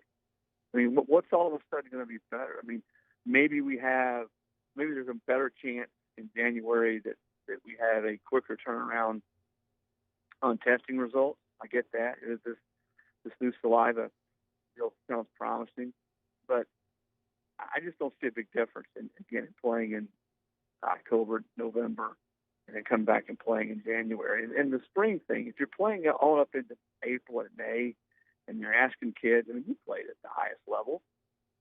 The recovery time, and I've talked to a bunch of players, current players and former players, and some of these kids are done playing in April and May, and you're asked to come back and play again in late August and early September. Even if you're reducing some of the games, the number of games on the back end of 2021 season, but if you do that, you're impacting two seasons. That's still a ton of games to ask somebody to play, anybody to play in 10, 11 months and just not have really much recovery time at all for your body. Anybody who's ever played football knows, and the nagging injuries. I'm not even talking about major injuries. Kids come out of surgery, whether it's an ankle or ligaments, but just the nagging injuries and the wear and tear playing a football season takes on your body. And then you're asked to come back however many months later and play another season. As Trey Smith, Tennessee's offensive lineman, who, I think most people in SEC know who Trey is. He came back from blood clots to play last year and be an all-SEC player. When I talked to him a few weeks ago, he said, Chris, that's just not viable. Chris Lowe from ESPN is our guest. Chris, how would you rate the optimism level of the three conferences, power conferences that are moving forward with plans to play? Yes, there have been outbreaks at Notre Dame and North Carolina and a small mini, if you will, at Oklahoma, but the rest of the news seems to be pretty positive, at least so far, as the students continue to move in. Yeah, I don't think any AD or any coach I've talked to expected to go into this and not have some outbreak, not have some spikes. I mean, they knew it was going to be challenging. There were going to be hurdles along those lines. They knew once the students got on campus, that was going to be the greatest challenge. You bring in 30, 40,000 kids on campus, that was really going to be difficult. But I think everybody is good that I talked with about the plan, but nobody has a crystal ball. I don't. Coaches don't. ADs don't. They can just go on the information they have now and wait and see, what kind of data is out there. From the SEC's perspective, that's why they waited to play in late September. To see what impact the students coming back on campus had, and whether you got through that first wave of it, if the numbers started to go down, and if there were new medical breakthroughs, et cetera. So I think they're hopeful, but I think they're also realistic. That it's going to be very difficult to get through the entire season and play an entire season with everybody playing all their games. And remember, you could have situations where some schools can't play some weeks, multiple weeks. Maybe they have to push games back. A conference may decide, we're going to punt. But I think right now the three conferences that say they're going to continue to proceed forward are determined to do everything they can to try to make it work. They're looking for ways to try to play football and not necessarily looking for ways not to play. And I think that's two entirely different approaches. Chris Lowe of ESPN, ESPN.com is our guest here on Hanging with Hester and Hanny. CeeLo, I want to ask you about actual football. Now that we know the schedule, now that we know where the games are, where they fall for each and every team, the SEC, as I look at it, and we talked about it in length the other day, looks like they really took care of the top four contenders in the league. But since we're here in Baton Rouge, let's talk about LSU's schedule. How do you think the Tiger schedule plays out? Yeah, I was looking at their schedule this morning, Frank, and that it really, to start, is really good. I think anybody there on the Bayou would be disappointing if they don't go into that Florida game unbeaten, right? When you look at the first few games. And I get the gnashing of the teeth, from some coaches, fans, about the way it all played out. And I think if you just looked at it from the two additional games and how they were added, the lack of transparency is frustrating. And the fact that, LSU, Bama came out pretty good. And when you just look at the two additional games. But if you look at it, take a step back and look at it in its totality, and that's what the SEC has asked people to do. LSU was already playing Florida. Alabama was playing Georgia this year. So those are games that were tough games out of the division. And granted, LSU and Florida play every year. But out of the division, they were already difficult games. So they were trying to balance the best they could, but also get the mindset that, they're just trying to take care of the teams that they feel like have the best chance to make it to the playoffs and ensure that their path maybe is a little bit easier. But I think by and large, LSU's tough games are spread out pretty good.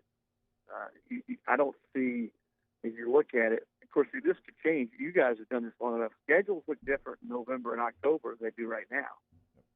Okay, but they don't seem to have that just awful grind of 3 or 4 games that make you say, ooh, you at least wince at this point. I'm wondering if you've had an opportunity to talk to Jimbo Fisher or anybody at Texas A&M, because if you look at the totality of it, the biggest upgrade in schedule difficulty looks like it might have been in College Station. Yeah, I haven't talked to Jimbo since the schedule came out. But first of all, anybody in the West is going to have a tough schedule. And then of course, when you look at the add-ons, who they're having to play, it always is going to get a little bit more difficult. This is a big season because I don't think, my sense is, you talk about coaches on the hot seat, this is a key season, that's a key season. See, I think a lot of that this year with everything that's going on, and just the simple challenge to play football and everything everybody's going to have to do to play it, have a season. I don't think it's a telltale or make or break season for anybody because of that.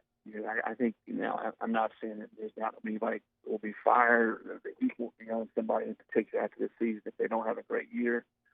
But I felt like coming into this before COVID, this is a big year for Jimbo, a big year for Texas A&M, because they should have a pretty good football team.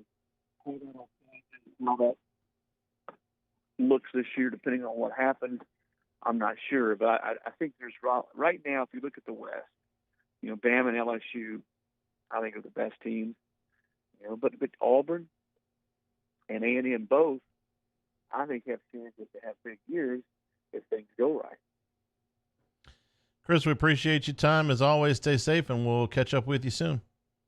Thanks. Always a pleasure, guys. Take care. Thanks, Lowe. Chris Lowe from ESPN.com. Today's show brought to you also in part by Supreme Rice, SupremeRice.com. In Crowley, Louisiana since 1936. It's a perfect complement for any meal, whether you like the long grain or the brown or our favorite, the jasmine rice. You can get some great recipes. An etouffee, a jambalaya, there's Supreme Rice and greens, or the red bean and rice balls, which I'm dying to try. It's one of the recipes that they've got at SupremeRice.com. Talking about stretching your food dollar here during Phase 2, Supreme Rice is the ticket there. And it's easy to get, whether you go into your Walmarts or your Costco's or any AG food dealer with Supreme Rice. You can ask for any food? Huh? You can ask for food today? Am I gonna? Yeah. Well, we should. We need some rice. Yes, we need some rice from Supreme Rice. I told you the other day. All you gotta do is ask. It doesn't hurt to ask. Hey, Besh is in the building well, we today. Can't count on him. We can't count on him. We can count on you guys. Supreme Rice and SupremeRice.com. We'll take a break. When hour number 3 today, Cat Terrell will be with us. Saints back on the practice field today. Miami's opened up a 13-point lead on Indiana in Game 2 of their series. That game about midway through the third quarter. Hanging with Hester and Hanny, 104.5 ESPN Baton Rouge. Hanging with Hester and Hanny. All right, we're brought to you by Baton Rouge Foundation Repair. You can find them online at brfoundation.com. You can always give them a call at 225-275-0101. As you know, I was out yesterday moving into a new home. When we were looking at the new home, there was an issue in the back, and they said, hey, this could take some foundation work. Is this going to stray you away from this house? I said, no. You know why? Because I know a company, and I know a guy, and that's Michael LaMonica over at Baton Rouge Foundation Repair. I know that they're going to come out, they're going to do the best work, and they're only going to have to come out once. They're not going to ask you to pay twice for your foundation repair work. Don't be asked to pay twice, because you can get Baton Rouge Foundation Repair's water shield pilings, and they're going to make sure that you're taken care of. Of course, some of the things that can contribute to those foundation problems to look for: plumbing leaks, evaporation, poor soil conditions, poor drainage, all of those things. But Baton Rouge Foundation Repair can get you taken care of. Again, that number, 225-275-0101 and brfoundation.com. In times of need, get a full list of phone numbers, websites, and other important emergency information on the Demco Stormwatch page at 1045ESPN.com. At All-Star Toyota, you get it all. If you're in the market for an all-new Toyota vehicle, come see our friendly and knowledgeable sales team at All-Star Toyota. Located in Baton Rouge at the corner of Airline and Goodwood, we've been serving our community since 2005 by offering a large selection of new Toyota cars, trucks, and SUVs. Get behind the wheel of your dream car and take a test drive at All-Star Toyota today.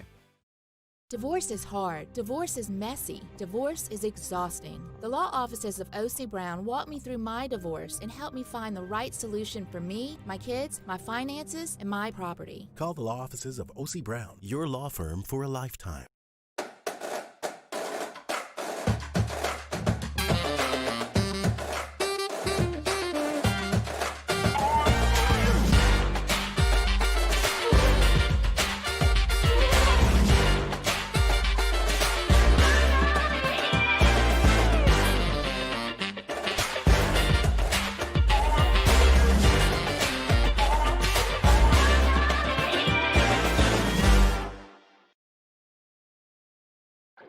Oh, hey, what's up? It's Big D and Bubba, 100.7 The Tiger Morning Show. We'd love for you to join us every weekday, 4 a.m. till 9 a.m. Yeah, everything you want in a show. Country music.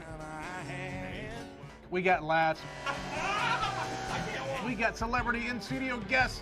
We just need you. Join us every weekday morning, 4 a.m. to 9 a.m., right where it all started. That's right. Louisiana's country station, 100.7 The Tiger.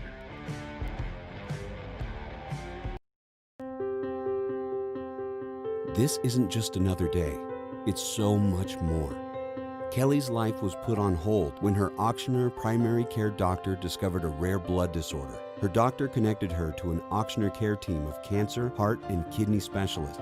With multiple primary care locations around Baton Rouge, same-day appointments, and online scheduling, we're relentless about keeping you healthy. Auctioneer Baton Rouge, innovating healthcare for Kelly. Gulf Coast Bank and Trust is a local bank with a straightforward philosophy. It's about doing the right thing for our customers. Participating in our community with annual local fundraisers. Offering individual attention in a modern banking atmosphere with a trusted local company. Gulf Coast Bank invested in technology with a local touch, giving our customers the power to bank anywhere, anytime. We're building relationships through personal service as the bank that cares about you. Gulf Coast Bank and Trust, the bank that cares about you. $10,000 off MSRP on a new 2020 Ford F-150. All new Bayou Ford vehicles come with a 1 million mile powertrain warranty. And with Bayou to You, free delivery right to your door. The crew at Bayou Ford is going to do right by you. Hey, it's Musso. Come join us for Fridays Off the Bench presented by All-Star Toyota. Jordy is out. T-Bob hosts solo. We're joined by Hunt Palmer and Cole Kubik, and also have the latest from LSU and Saints camp. Off the Bench, 7 to 10 a.m., 104.5 ESPN Baton Rouge.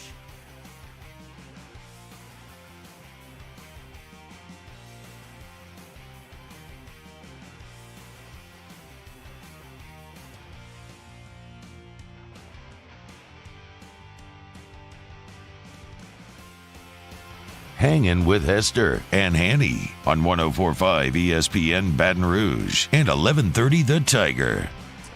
Our friends at Our Lady of the Lake and Ashley Manor invite you to donate blood today over at Ashley Manor Catering and Reception Center off of Old Hammond.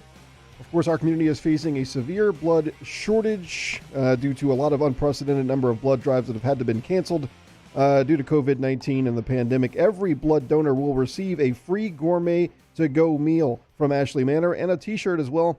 If you are feeling healthy, consider donating blood today, all the way until 7 o'clock tonight over at Ashley Manor on Old Hammond Highway near Millaville.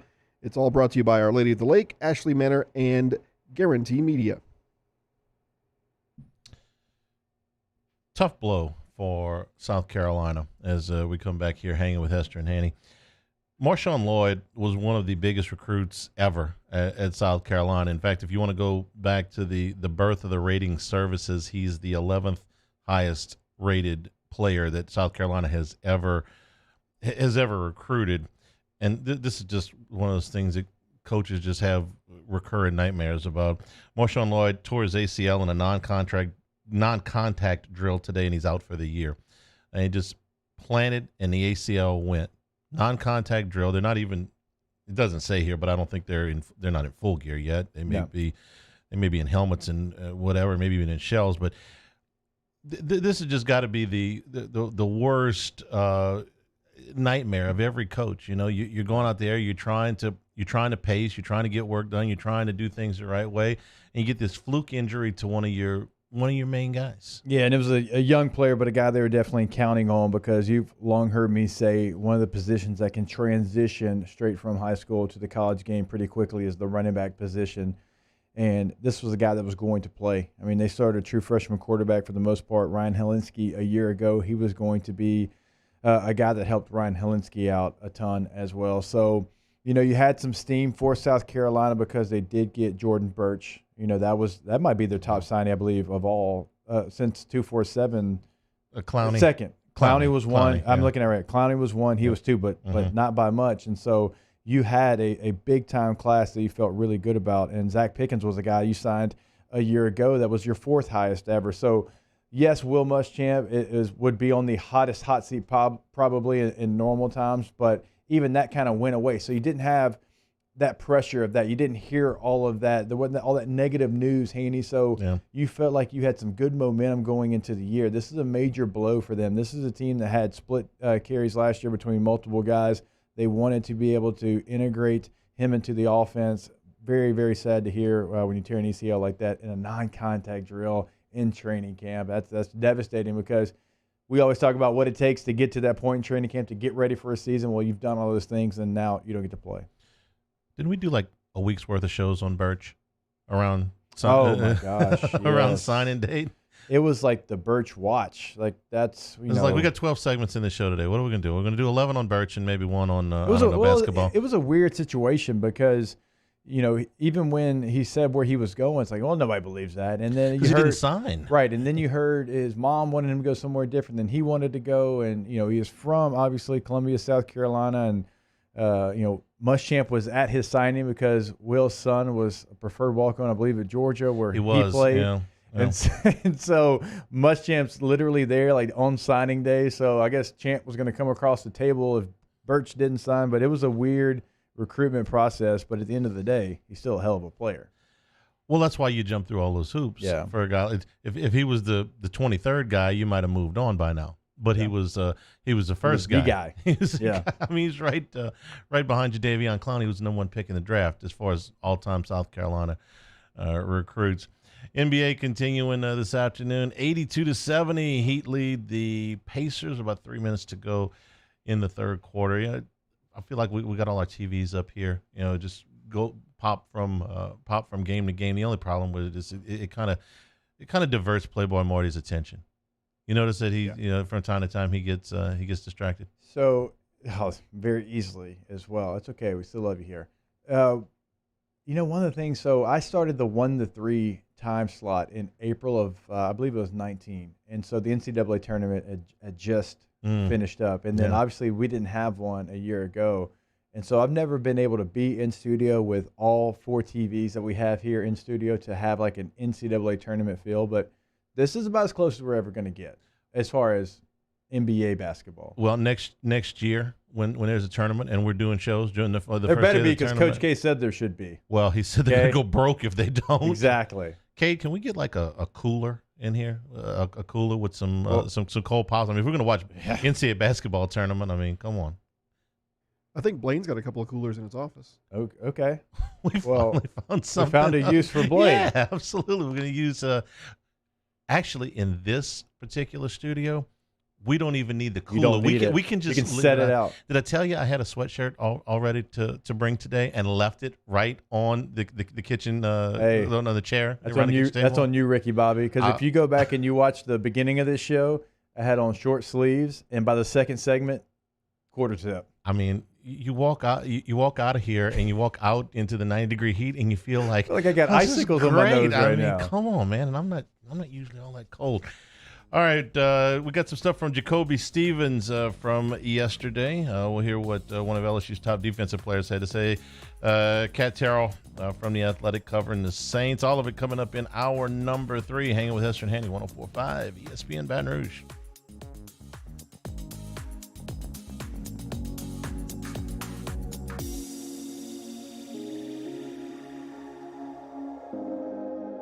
Hangin' with Hester and Hanny. This is a house call. This is a follow-up appointment. This is a diabetes checkup. This isn't just more convenient care, it's more advanced care. This is innovating healthcare at Louisiana's #1 hospital, Ochsner.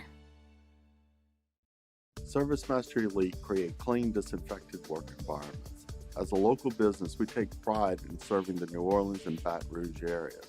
Our cleaning protocols follow CDC and OSHA standards for healthcare settings, offices, senior living, restaurants, and industrial plants. Contact ServiceMaster Elite to get your operation ready for reopening with germ disinfection cleaning. ServiceMaster Elite, the trusted choice in professional cleaning since 1996. If I built a van, it would do more than haul. It would carry my entire business. I'd make it available in dozens, make not thousands of configurations. It would keep an eye on my fleet. And an eye out for danger. If I built a van, I'd make it available in diesel and gas. And I'd build it right here in South Carolina. Introducing the all-new Sprinter, starting at $33,790. Built in the USA. Mercedes-Benz. Vans. Born to run. To all of our heroes working on the front lines of this COVID-19 pandemic, your bravery and selflessness represent the very best of us, and we want to say thank you. I'm asking everyone around the state to join me in celebrating the heroism of our healthcare professionals on the 19th of every month at 1900 hours, that's 7 p.m. Write a note of appreciation, make plans to donate to charitable organizations, or say a prayer. To learn more, visit 19thanks.org. Thank you, and God bless. Here at the Big Squeezy, we continue to serve the Baton Rouge and Southeast Louisiana areas during these troubling times. We are dedicated to providing you healthy food items to help you live your best life. From our cold-pressed juices to our delicious smoothies, let the Big Squeezy keep you going. Stay active, stay happy, and let us help you stay healthy. Visit us at our locations and also inside of Alexander's and Mathern's grocery stores or online at thebigsqueezy.com. At All-Star Toyota, you get it all. If you're in the market for an all-new Toyota vehicle, come see our friendly and knowledgeable sales team at All-Star Toyota. Located in Baton Rouge at the corner of Airline and Goodwood, we've been serving our community since 2005 by offering a large selection of new Toyota cars, trucks, and SUVs. Get behind the wheel of your dream car and take a test drive at All-Star Toyota today. Are you a licensed contractor? There's lots of good contractors in Louisiana doing work the right way, but unfortunately, too many unlicensed contractors are working outside the licensing requirements. Working as a contractor in Louisiana requires a license for the company doing the work. The Louisiana State Licensing Board for Contractors wants to help you get licensed to allow you to conduct work legally. It's not difficult to get the license. We can help you. Go to lacontractor.org for more information. Licensed contractors, it's the law. Crime has serious consequences, but anyone can make a mistake. If you find yourself in trouble with the law, know that you have rights, and it's okay to demand them.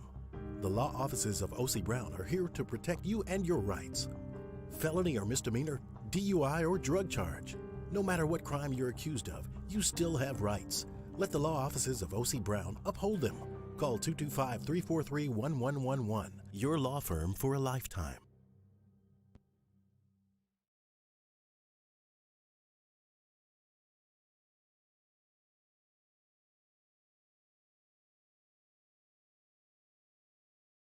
Callahan Injury Lawyers. Now, Hangin with Hester and Hanny with Jacob Hester and Charles Hanagriff. Hester and Hanny on 104.5 ESPN Baton Rouge and 1130 The Tiger. Alongside Jacob Hester, here's Charles Hanagriff.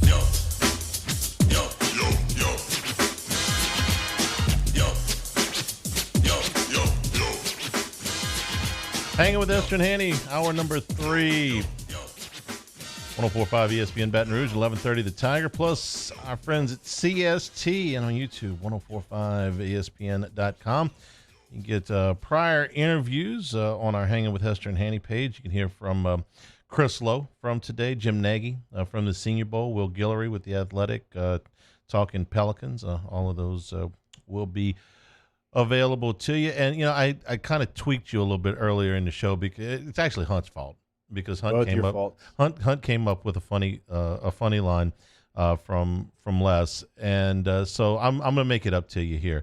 One of your favorite players, we got some stuff from in Jacoby Stevens. Okay. So we're gonna rally here to open hour number 3. I think one of the questions that we've talked about is how's Bo Pelini gonna use Jacoby Stevens, and that was one of the things that he talked about yesterday when he had his virtual meeting with the media.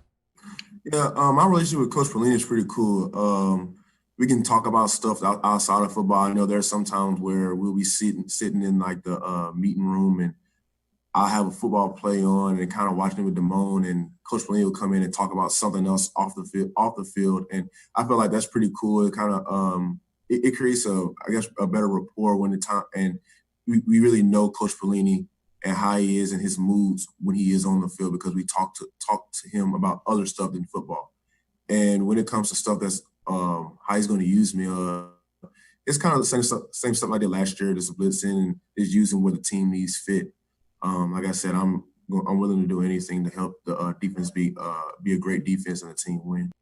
We talked about this a little bit earlier in the week, but the differences. In fact, we had Craig Stelz on. And the differences in a Bo Pelini defense and the personnel he's got versus how Dave Aranda used the defense. So I'll ask you, you listen to that clip, and Jacoby Stevens says, for me, it's kind of the same. That pretty much what you see, or it's something maybe a little bit different? I think it'd be a little bit closer to the football, a little bit more aggressive than he was a year ago. I just think he's got a skill set that really fits that.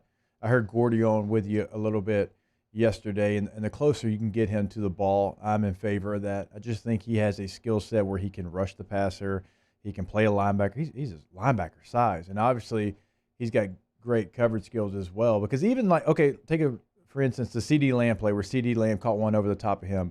That's a first-round receiver, and Jacoby was step for step with him. He was there. The coverage wasn't bad. No, it was. So, I mean, it's a rare ability that he has to be able to play on all 3 levels at a very high level. So I'm intrigued by it, and I love the stuff he says about we'll be watching some football and Bo comes in there and will bring something else up. That's one of the things I love about Bo. Bo's going to get to know you on a personal level. He's going to create that relationship. And so you heard Jacoby say it. So when you go out on the field and he says something to you, one, you're going to respect it, you're going to listen to it, and you know what he's saying, he means it. Like he wants you to get this message, to get his point across. So Bo Pelini, for me, was one of the best relationships I ever had with a coach. And you're talking about a guy that didn't play defense. That's who Bo is. Bo's going to get to know everybody on the team. He's going to know what your strengths are and also your weaknesses. I can remember him going over game plans, and you've heard me say this before. He would come over to Dixon. He would come over to me and Flynn, whoever it was, and be like, hey, this week or last week I kind of saw you doing this. They're going to see that, so watch out for this. A guy, you got beat inside last week on that pass rush. Hey, Florida's going to, little things like that and he didn't have to do that, but he's got great relationship with his players. And I would assume Jacoby Stevens is probably, his protege, like the number one guy that gives all the examples and everything. I got to be honest. There was one thing that jumped into my mind when he was asked that question, the way Pelini used, and this is not a perfect comparison, but I just remember LaRon Landry coming about once every other game on a straight out safety blitz. In fact, he almost killed John Parker Wilson one year. Mm-hmm. And it was Landry timed it up perfectly, maybe 4 or 5 times in his career. And just came. Arizona was one. That was another one, yeah. I just remember there were 2 on the Alabama quarterbacks. One was John Parker Wilson. The other one might have been Brody Croyle. It was Brody Croyle. Same haircut. Yeah, where Landry just comes on an absolute dead run, times it up perfectly, and demolishes the quarterback. And when I thought about Stevens back there, it's like, well, how Pelini might use it? It's like, you might only do it 4 or 5 times a year. Yeah. But if you know it's coming, he runs well enough to do that. He's got the build to do that. That's the first play I thought of. And you should. And that's the comp I gave over and over the first week when Bo was hired. To be able to do that, you have to have Jesse Daniels like he was for LaRon. You have to have that guy back there that can allow you. I always talk about, I thought Ryan Clark was so good at covering up for Troy Polamalu because Troy was going to do whatever he wanted, and Ryan kind of knew him so well that he could kind of play off of it. And whatever Troy did, well, Ryan was going to cover him up, right? And you have to have that guy. And I think that's why Todd Harris coming back and being full strength is so important because Maurice Hampton's going to be a player. He's going to make plays, but Todd Harris is going to be back there to help cover everything up, to allow other guys to make plays. And that's okay. You can make a long career doing that. You can be a stud football player doing that. And that's what he brings to this defense. So when I heard Coach O kind of say he's kind of getting back to there, I'd love for him to be back at full strength because then Jacoby can be that guy who we saw in LaRon Landry and others. Stevens was also talking about personnel yesterday and the question about who he sees being able to step in for Kerry Vincent. Those guys, they've done a great job. They accepted the challenge, and like I said, Cordell's always been a guy that we've depended on. It's nothing new for him. He's gonna now he's the clear starter, and we're expecting a lot from Cordell. And same thing with Darius and the guys that are going to take the role after Kerry left him. Like I said, like Coach O said, it's always next man up, and we don't blink. So the exception doesn't change.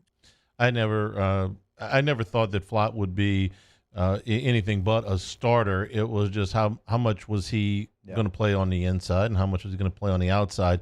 I talked to Gordy yesterday. He's a bigger fan of Flott on the outside than Flott in the slot, which just totally screws up my cadence. But I already told you, print the shirts. Yeah. I disagree with Gordy a little bit. I do think Cordell moves to the slot. I think Elias Ricks is comfortable on the outside. I don't think you want to put too much on a young player's plate. I think coming in as a freshman and doing all the things you have to do, playing the nickel, I prefer him to be on the outside. Cordell does have some time in the slot. And when you play teams, I know Alabama's going to try to create a mismatch there in the slot. There's other teams. Florida's going to try to create a mismatch in the slot. They're going to put some of their better route runners in the slot there. So you want a guy who's been here for a year. And last year he kind of got thrown to the fire. Remember, Christian Fulton was out. I believe it was an ankle injury that Christian Fulton had in training camp. And that's where Cordell Flott kind of stood up. And that's where everybody got to notice him. And it was a lot of that was outside, but some of it was in the slot as well because they were putting older players on the outside. So we'll see where he ends up. I think he ends up more as the nickelback. Hearing Jay Ward's name a lot. That was a guy that we talked about the other day. So there's depth there. You lose a piece in Kerry Vincent. Now you've got to have some guys step up. It helps that you have the number one corner in the country, Elias Ricks, coming to your team. It also helps that he has been here since January. I think that's a key factor because if he just got here in May with all the cloudiness that we have in this offseason, at least he has been here. He's gone through, meetings in the spring, so he knows what it looks like, and I think he can give you something from day one. Did you catch it when he brought up Radarius Jones? Yeah. That's the first time. He said it before other names, yeah. That was one of the guys. I mean, the true freshman out of Horn Lake he's long, man. He's 6'2". You pick up on it. I mean, the physical attributes are there. Now, he's thin. You know who he reminds me of? Robinson. I'm blanking on Patrick? Robinson. No. 22 here.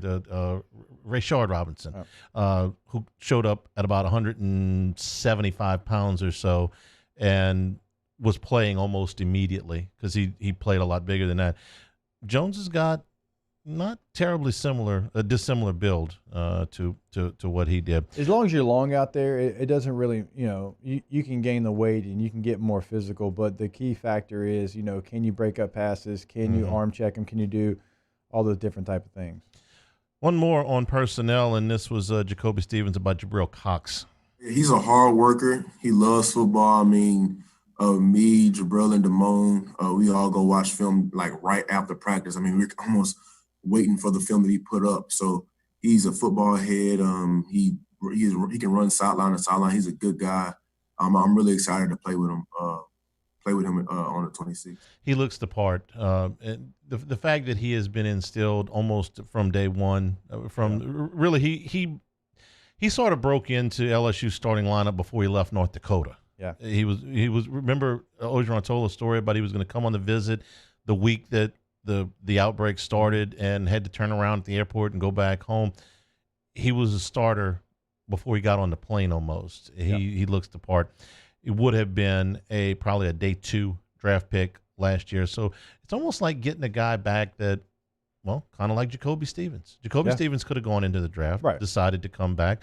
Getting a Jabril Cox is sort of like that. To lose a first-round pick in Patrick Queen and a third-round pick in Jacob Phillips, I'll tell you what, I feel damn strong about the linebacking room right now. When you've got Damone Clark, who we've seen play a ton of football early in his career at LSU, Jabril Cox, a guy that's only really knows how to win a national championship, right, and a guy that would have been drafted, and then even some of the young pieces around them. And, Micah Baskerville is a guy that has started at Florida in his career. Not often do you lose that much talent and still feel pretty good about where your room sits. Now, the depth isn't gigantic, right? You're somewhat thin as far as experienced players, so you want to stay healthy there. But as far as a 1-2 punch in Clark and Cox, that's pretty good.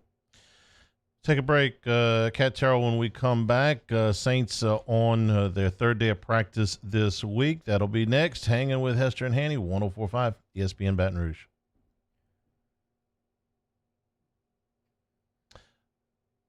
And we're also brought to you today by Louisiana One Call. Dial 811 before you do any digging on your property. You don't want to get all the problems that are caused by not calling 811. You don't know what's buried down there. Could be a communication line. Could be a power line. You could really hurt yourself. Could be a water line. You could cause problems for you and your neighbors. It's very simple to avoid. Call 811.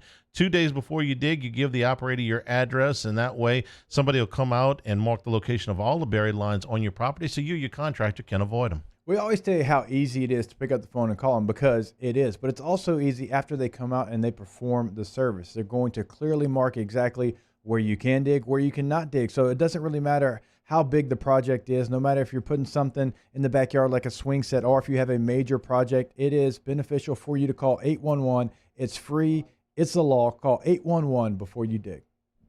We opened up the playbook and expanded our coverage. Listen daily in high definition on 98.1 HD2.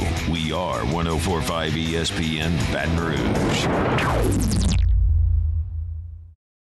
Crime has serious consequences, but anyone can make a mistake. If you find yourself in trouble with the law, know that you have rights, and it's okay to demand them. The law offices of OSSIE Brown are here to protect you and your rights. Felony or misdemeanor, DUI or drug charge. No matter what crime you're accused of, you still have rights. Let the law offices of OSSIE Brown uphold them. Call 225-343-1111. Your law firm for a lifetime. I'm Jay Ducote. I grew up learning how to cook at LSU tailgate parties and right in my own backyard. And I created JD's Louisiana products to bring that Louisiana flavor to you at home for your backyard cookout. JD's Louisiana barbecue sauce, Louisiana molasses mustard, spicy and sweet barbecue rub, and more are available at your local supermarkets or by logging on to jducote.com/shop. Put in promo code CST for 25% off at checkout. I've been doing business with Luba for 25 years. They're dependable, trustworthy. It's just the attention to detail with our clients. Our folks have years and years of experience. They're highly trained professionals, but many companies have that asset. What I'd like to think makes Luba a bit different is that we use those talents in a way that truly is dedicated to serving the needs of the folks who depend on us. Gulf Coast Office Products is a nationally recognized Savin office equipment dealer based right here in Louisiana. Over 100 employees strong, Gulf Coast has the boots on the ground to support all vertical markets, from education, engineering, legal, and finance. With the latest in office technology, from desktop to production segment units, Gulf Coast and Savin have the perfect fit for you. Call 225-756-2644. That's 756-2644 for Gulf Coast Office Products. This isn't just another day. It's so much more. Kelly's life was put on hold when her auctioneer primary care doctor discovered a rare blood disorder. Her doctor connected her to an auctioneer care team of cancer, heart, and kidney specialists. With multiple primary care locations around Baton Rouge, same-day appointments, and online scheduling, we're relentless about keeping you healthy. Auctioneer Baton Rouge, innovating healthcare for Kelly. When you want the best of Louisiana, you don't go to a superstore. We know what we like, and we like it local. Same goes for banking. As one of Louisiana's largest local banks, we offer homegrown services crafted around you. Gulf Coast Bank, the bank that cares about you.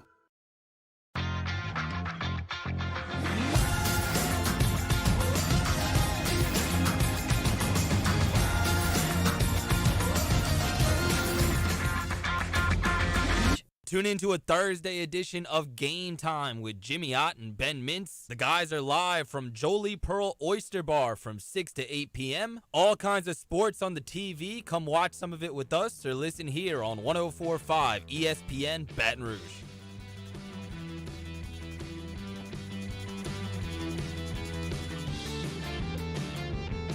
Hangin with Hester and Hanny on 104.5 ESPN Baton Rouge and 1130 The Tiger. We are brought to you by Richards Honda, home of the warm and fuzzy feeling. Saints back on the practice field today for the third time in 4 days. Kat Terrell from The Athletic joins us now. Kat, good afternoon. How are you? I'm doing great. How are you? We're fantastic. Kind of give us a thumbnail on what you saw on day 3. Well, I mean, it's a lot the same as it was the past 2 practices this week. I just think overall the defense has looked better than the offense. Defense has made a lot of really good plays. And, I mean, if there's a winner to the practice day, it was them once again. So that was kind of the standout thing.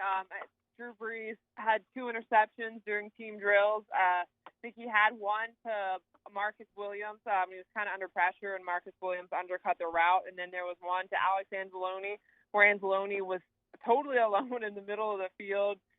Some highlights on offense, but for the most part, it's all defense this week.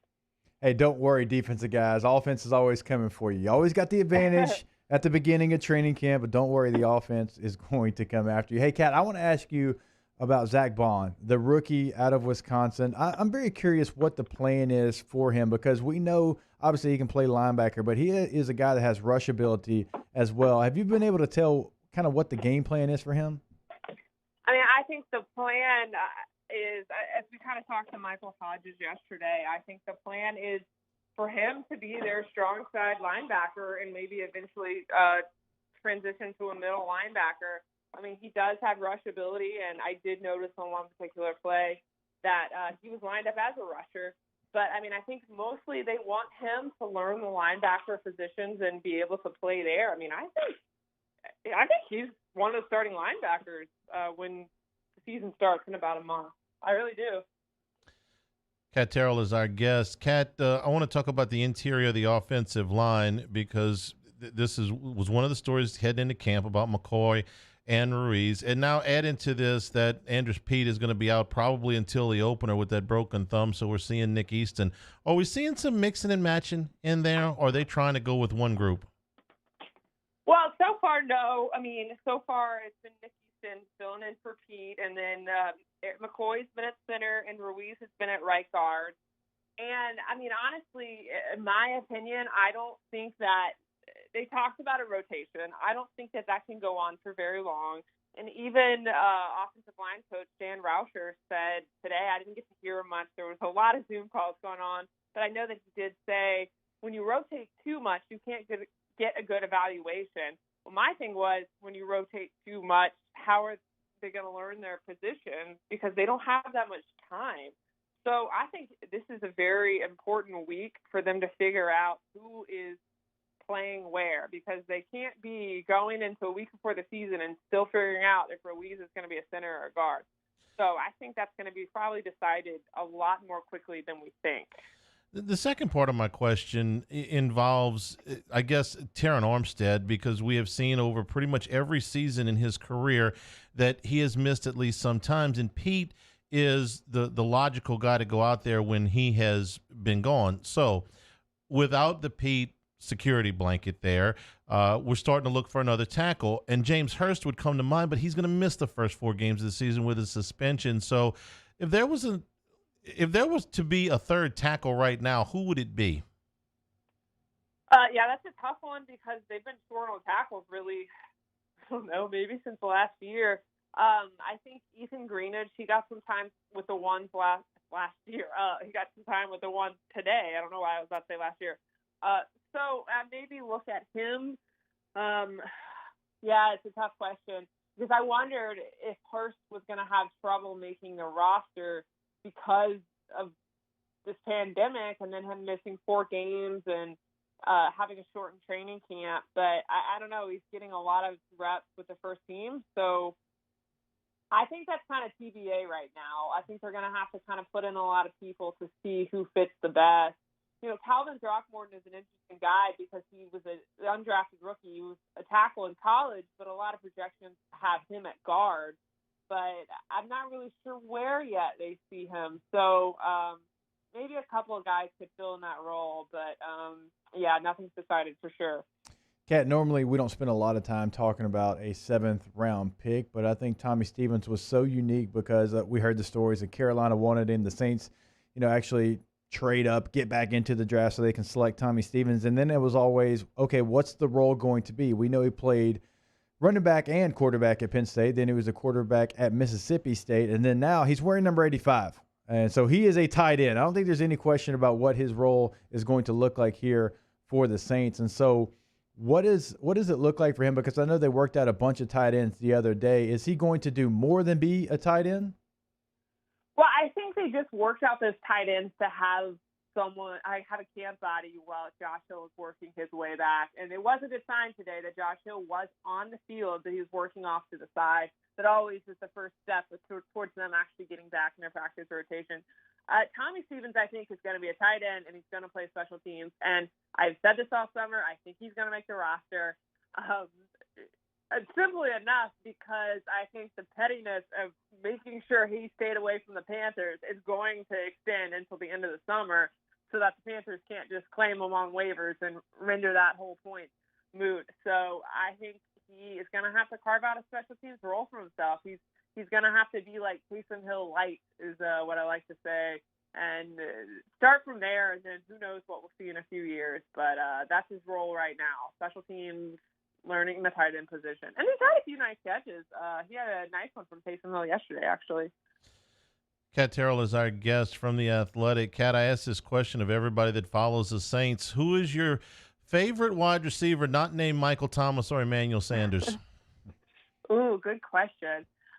You know what? I'm really intrigued by Juwan Johnson because when you look at him, he looks like a tight end. He is he is the tallest wide receiver in the room.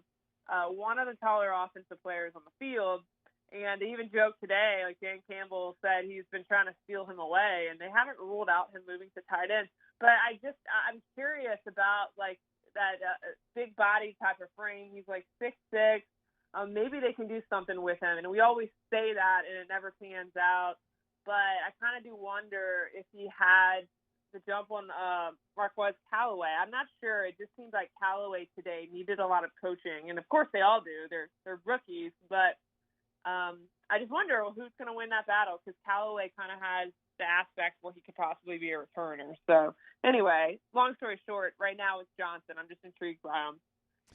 Cat, Malcolm Jenkins comes back to this team, obviously started his career with the Saints. Have you been able to tell the impact he's had? Because obviously he's going to be a leader in that defensive backfield. Not yet. I think it's so early. But what I do know about Malcolm Jenkins, and I wrote actually a big piece years ago, about 2014, that kind of involved him. I think it was 14, maybe 15.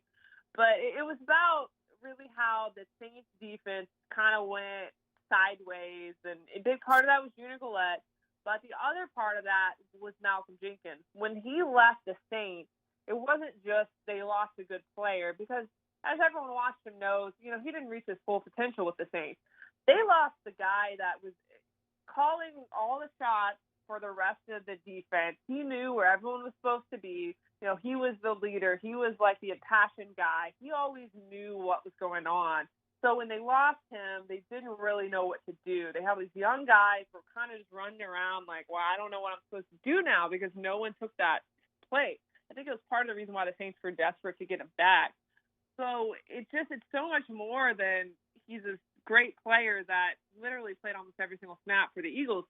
He is the guy that will tell all these young guys, this is exactly what you're supposed to be doing. So I think you're going to see the effect when they get on the field in September. I mean, maybe not yet, but I think it's going to be pretty clear just when you see that, hey, this is a group of now veteran guys that know what to do under this leadership by Malcolm Jenkins. Kat, from the No News is Good News department, we've heard almost nothing since the Saints got there about any type of COVID problems. The Lowe's bubble, the administrative practice plans, the protocols. I don't think, you can correct me if I'm wrong on this, I don't think they have anybody on the COVID list currently. So am I correct in assuming that things are working? Yeah, actually, I mean, the two people they had on the list were false positives. So they tested negative very quickly. I mean, both of those, actually, was it two guys? It may have been three guys. Zach Wood and Deontay Harris. I may be missing one guy. Oh, yeah, Caden Ellis.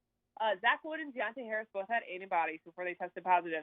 So, that's basically, if we're going to have guys on the COVID list, that is the best-case scenario.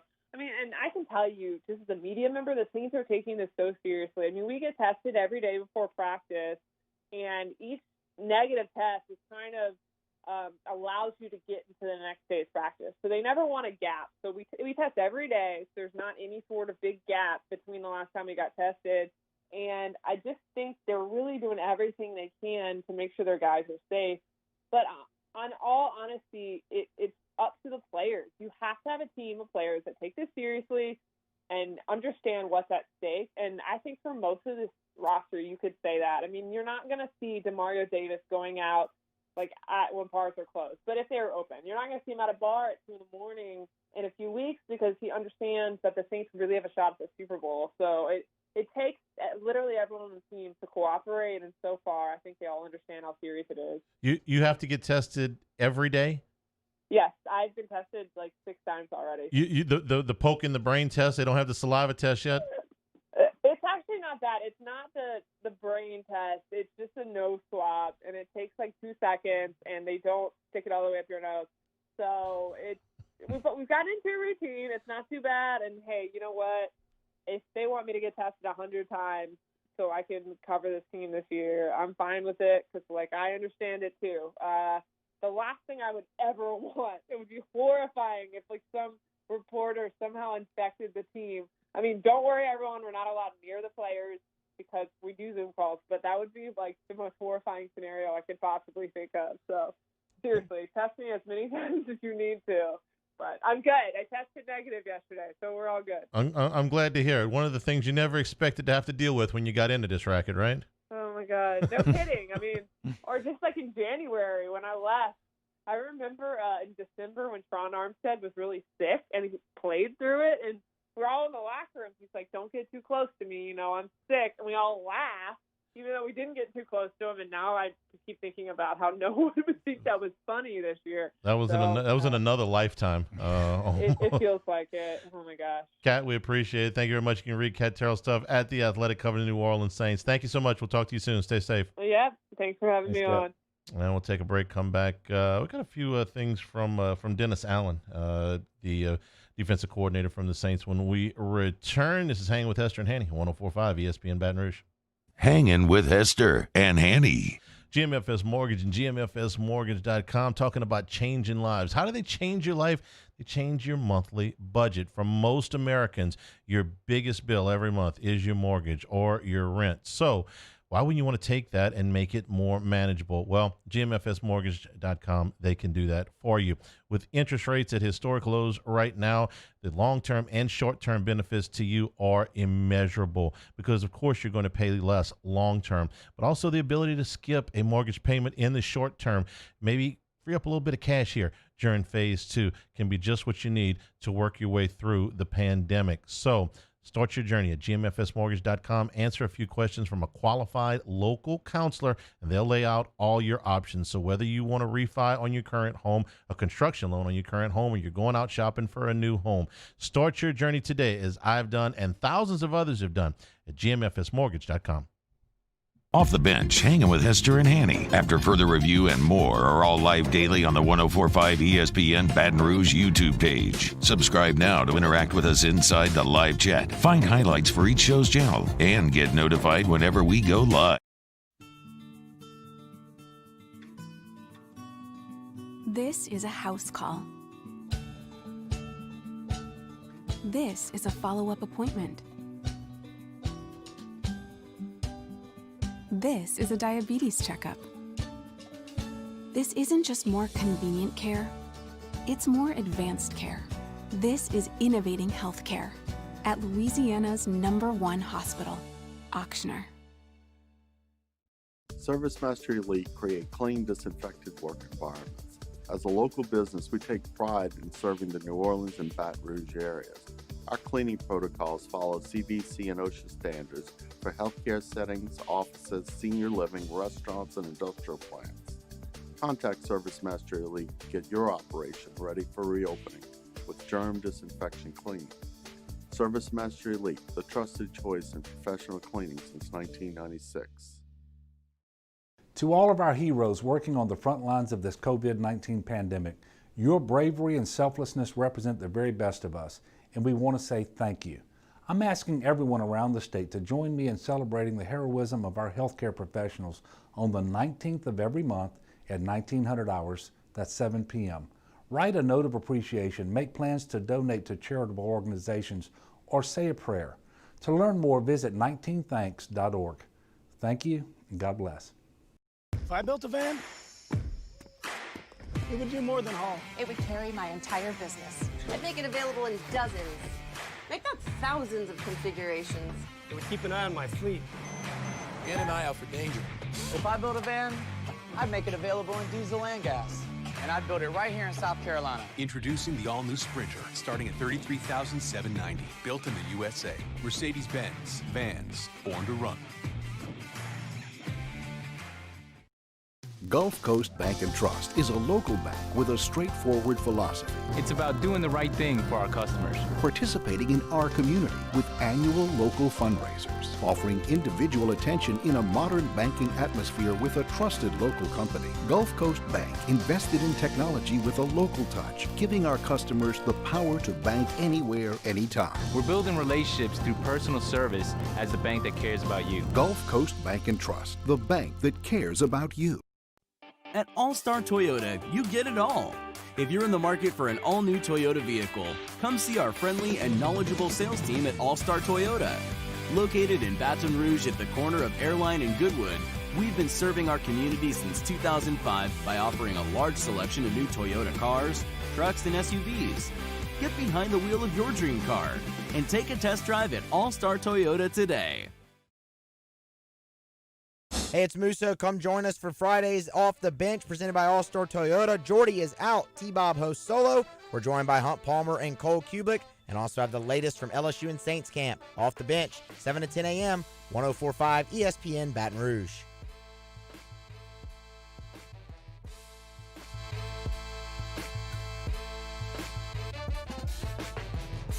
Hangin' with Hester and Hanny on 104.5 ESPN Baton Rouge and 1130 The Tiger.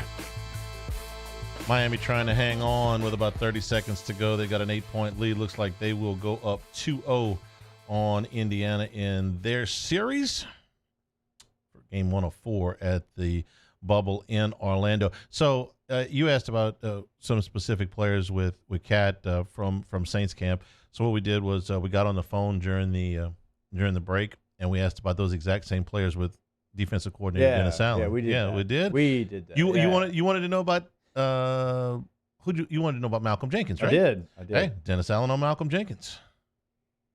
Anything's changed in terms of what we feel like this guy is as a player. He's extremely smart. He's played a lot of football. He's done a good job in a leadership role for us. I think the communication back in the back end has been really good with him back there. So there's a lot of things that he can do. There's a lot of versatility in what he can do. And so we're excited about having him. And I think he's exactly what we were looking for when we signed him in the offseason. When they signed him in the offseason, they had to make a decision between he and Von Bell. He had a better year than Von Bell. Not a drastically better year, but a better year than Von Bell. He's 7 years older.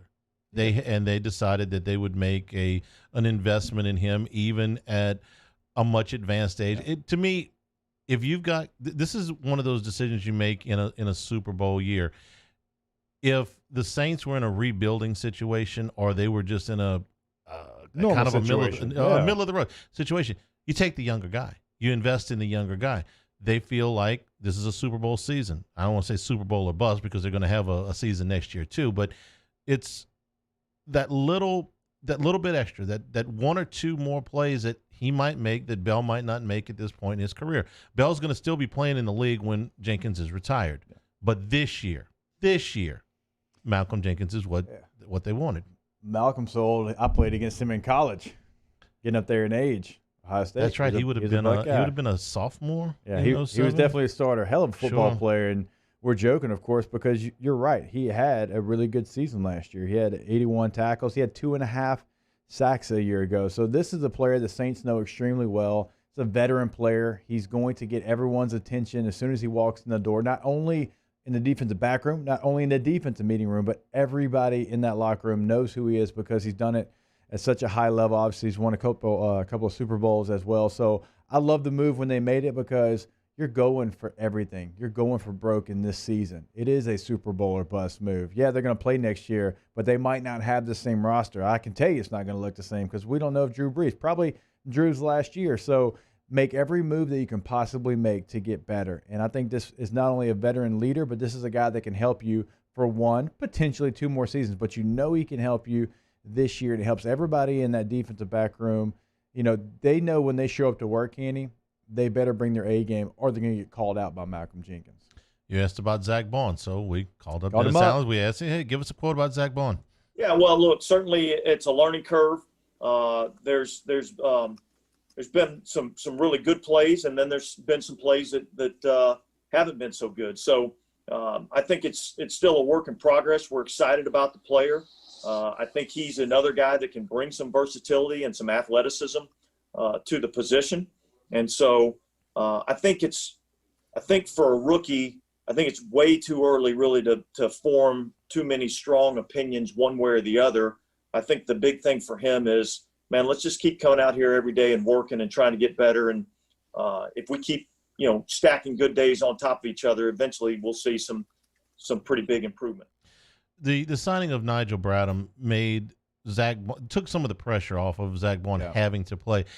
It's a no lose. if he comes on and he becomes that guy, you don't have a ton of money in Bradham. But if he's not quite ready, maybe he's not ready till midseason, maybe he's not ready till next year, you've got a guy in Bradham that has started most of his career in the league. So a nice situation, I think, there for New Orleans. You've got a lot of nice pieces at the position. Now you've got some guys who have major injury history as well. See, I every time somebody talks about Alex Anzalone or Kiko Alonso, I got to say, listen, if they're on the field, fine, but I can't be sure that they're going to be. DeMario Davis, I expect to be on the field. He's been a very durable player. Nigel Bradham has been a very durable player for most of his career. I don't know how Zach Bond's going to be, but with Anzalone and Alonso, especially Alonso's coming off of the injury much more recently, I got to have some other guys. And Craig Robertson's a special teams player now, but he's played defense in the past. So he's been there almost as long as Von Rosenberg's been at LSU. I think you're exactly right.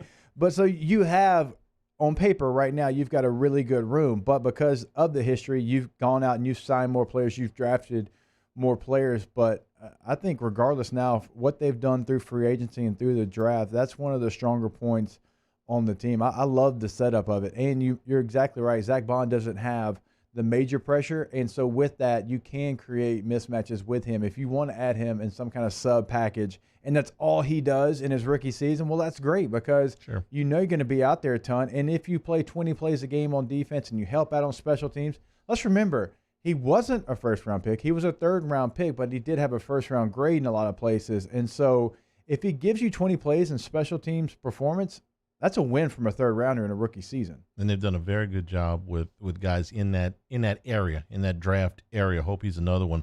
We ran out of time with Kat, but if we'd had a little bit more time, I would have asked about Sheldon Rankins. Well, look, number one, we are in camp, so we've got a pretty good rotation going. So I don't think anybody's taken too many snaps. I've liked what I've seen out of him so far. He looks like he's moving really well. I'm excited about having him out there and getting him back and getting him going. I think he'll have a really good year for us.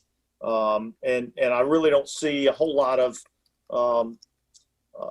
negative things coming off that injury. I really see a guy that really looks good moving and looks explosive and powerful. And certainly we feel like he brings a lot to us in terms of the ability to rush the passer.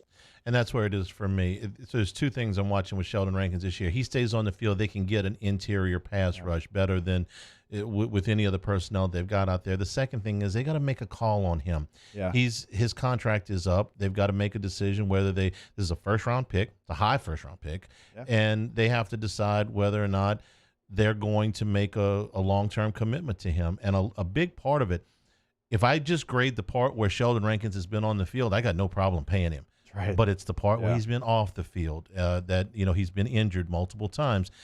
If he plays, I'm tempted to just say it this way: if he plays 15 or 16 games this year, sign here. I'm ready for you. So early returns are good on him coming back from the injury. And this is a team that has taken defensive tackles high in the draft that has not always worked out. I mean, Cedric Ellis, Sullivan from Georgia. So they've done that in the past. It hasn't worked out. But when he's on the field, it's worked out. You're exactly right. What can you give me for 16 games? Because that's what I need to know. Yeah. I need to know how long you can stay on the field because it's worked out, I think, about as well as you hoped when you drafted him that early. He is a very impactful player in the middle of your defense. But you're right. He has to show that he can stay healthy for 16 games. I forget who we were talking to. It was either this week or last week. He can have a Leroy Glover type of impact on this defense. That's Ken Trahan. Yeah, okay. He's not going to get 17 sacks maybe like he did, but if he gives you 10 from the interior of your defensive front, I mean, that changes the complexity of your entire defense. Take a break. The Heat did hold on and won that game 109-100. They look good. Yep, they have won their two games to open that series. The Thunder and the Rockets just underway. We'll take a break, come back, ask us in our YouTube chat brought to you by Bayou Ford. That is next. Hanging with Hester and Hanny, 104.5 ESPN Baton Rouge. Hanging with Hester and Hanny.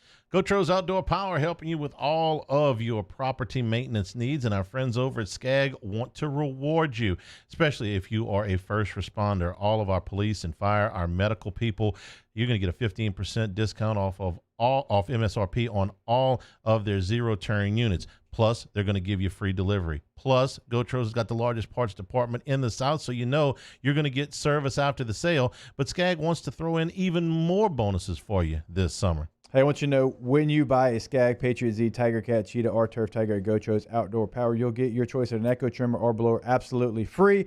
That's a great benefit. I also want to tell you a personal story. I'm out there on Monday. I saw somebody on a SCAG mowing my son's football field. This thing is a beast. I said, hey, where'd you get that from? He said, Gotros, with a little bit of wink. So, look, I've seen this thing in person. It is the real deal. Holyfield, 2 locations locally, Airline at Industrialplex in Baton Rouge, Airline 74 in Gonzales, and always at GotrosOutdoorPower.com.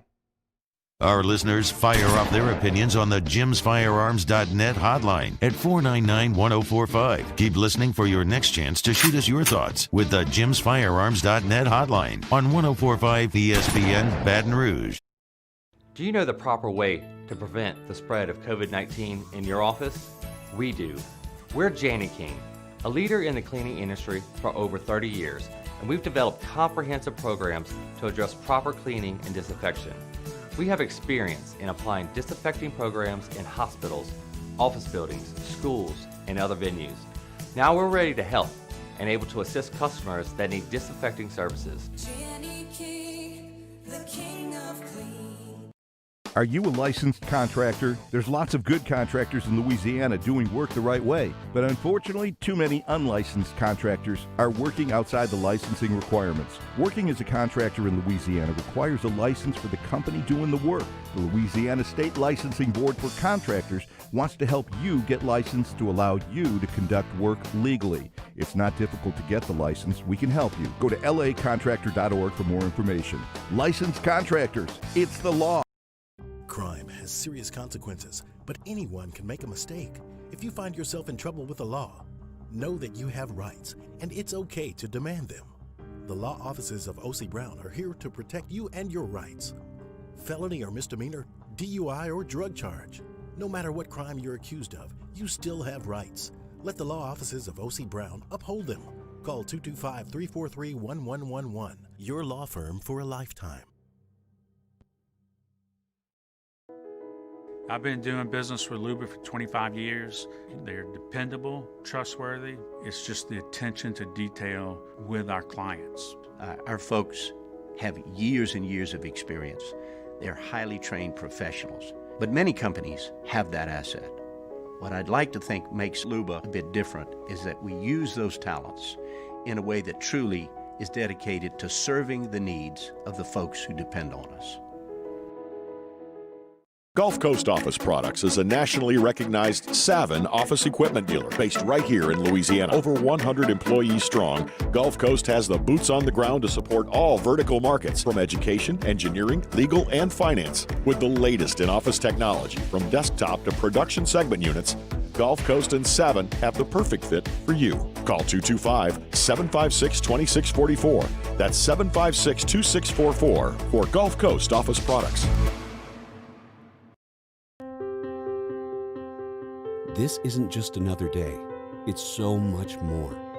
Kelly's life was put on hold when her auctioneer primary care doctor discovered a rare blood disorder. Her doctor connected her to an auctioneer care team of cancer, heart, and kidney specialists. With multiple primary care locations around Baton Rouge, same-day appointments, and online scheduling, we're relentless about keeping you healthy. Auctioneer Baton Rouge, innovating health. Tune into a Thursday edition of Game Time with Jimmy Ott and Ben Mintz. The guys are live from Jolie Pearl Oyster Bar from 6 to 8 p.m. All kinds of sports on the TV. Come watch some of it with us or listen here on 104.5 ESPN Baton Rouge.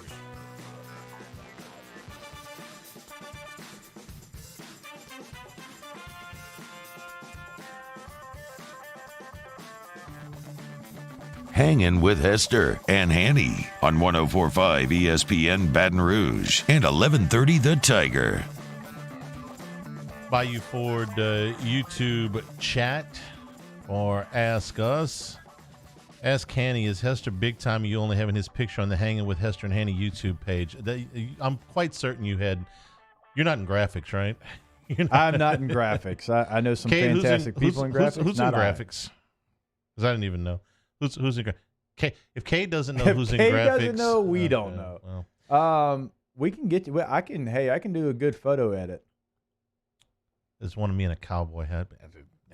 If you think that there's any picture going on there that's not Island Handy now, right? You don't know me very well. I opened my mouth. We can just use the Muppets. We could. I was encouraged to bring the Muppets up here to put in, our little ensemble here. I love our little ensemble here, and actually, I did this for a long time when I was on the road in my Shreveport radio show. We kind of bring some stuff like this, and then we started it here, and I'm glad to see that other shows have started because I like it. Shows a little bit of personality. We got the warm and fuzzies here with the NFL and LSU helmets on. We got Elvis, which our loyal listeners have sent in. Right. We've got. Apparently, I've got a Elvis pink Cadillac that Matt just gave me. I hadn't opened it yet that a listener sent in, so thank you very much, by the way. And it's a big box, man. I'll open it up tomorrow, and it'll be on the desk. I got to ask why I didn't bring the Muppets in. I said, well, we're not two grumpy old men. I said, Hester's not old, and he's not grumpy. Hey. I couldn't Thank do you that. It's for just like both. I could bring one of the two Muppets in. Ask us, do you think with the Big Ten and Pac-10 not playing will have a big impact on those conferences in recruiting? There ain't any question, okay? Here's how this is going to go, all right? If the other three big conferences get through their seasons and there's no major problems, if they're able to mitigate the damage that is done by COVID to the seasons and they get most of it in and everybody comes through in healthy, you betcha. I think it's already done damage. I don't think it necessarily has to get to that point. There's no question it has. It will do even more damage that way. Now, if it goes the other way and the three conferences have to shut down, then the Big Ten will come back and say, see, we were right all along. Now, I don't know how that'll impact recruiting, but that will be their narrative. Can I tell you from a recruit, I would say, well, at least they tried.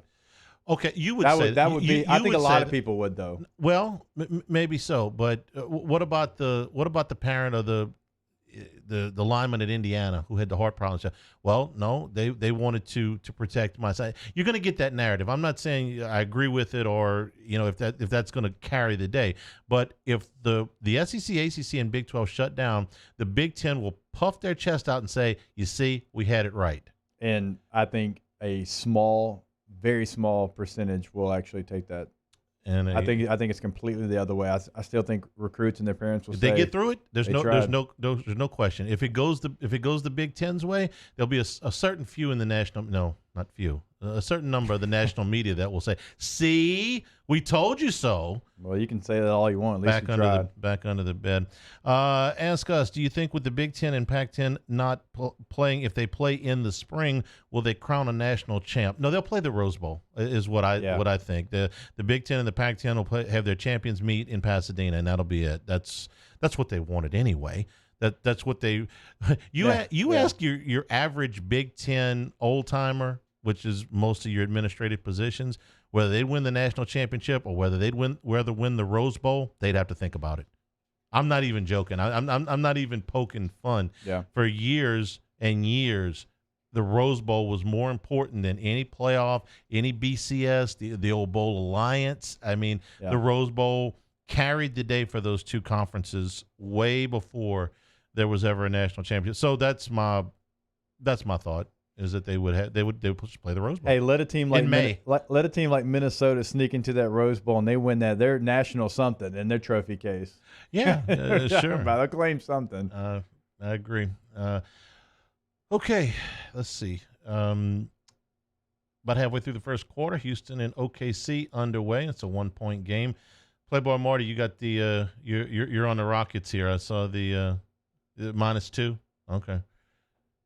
Guys going to Jolie Pearl tonight, right? All right.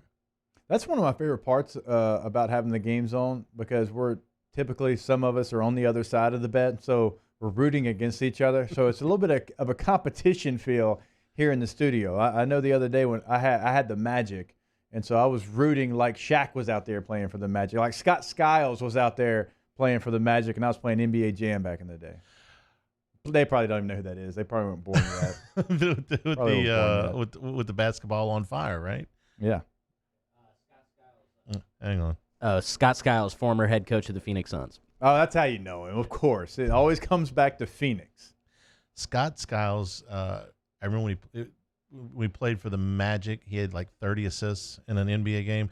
And I remember him when he played for Michigan State. He played for Michigan State in the mid-'80s, and he was just a son of a bleep. I mean, he was the hardest-nosed, toughest bleepity bleep out there, man. He'd just rip your heart out. He's never the most athletic guy or anything like that, but man, you want to talk about somebody you'll end up with floor burns after every game. That was And his shorts had about a 3-inch inseam.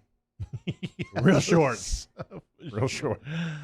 Okay, let's see. Des Bryant has left the Ravens tryout without a deal. So the last update on that. Last one. Ask Hester, would you play this year? NFL or NCAA career? Would I play this year? It Yeah. says, would you play this year? Yeah, I'd play this year. I'd play this year without a doubt. And I've always told you all this. If my teammates were out there, if my coaches were out there, and they were putting themselves in that situation, I would be right there along with them. I don't know if it's the smartest choice. I don't know if it's the right choice, but I can tell you, when you're part of a team, you become brothers, and when you form that chemistry and you form that bond, there's no way in the world. I'm going to always use now the Nick Markakis. He opted out, saw his teammates out there, said he felt sick to his stomach every time he watched them. He joined the team, and that's the way I would feel. I couldn't see my teammates out there and not be out there with them. Thanks to all our guests today. Appreciate everybody for participating in the show today. For Paul O'Neill, our video producer, for Playboy Marty, our designated NBA rooter here in the studio, for Cade Wazan, our audio producer, for Jacob Hester, I'm Charles Hanagriff saying thank you and good afternoon. Stay tuned for AFR here on 104.5 ESPN Baton Rouge.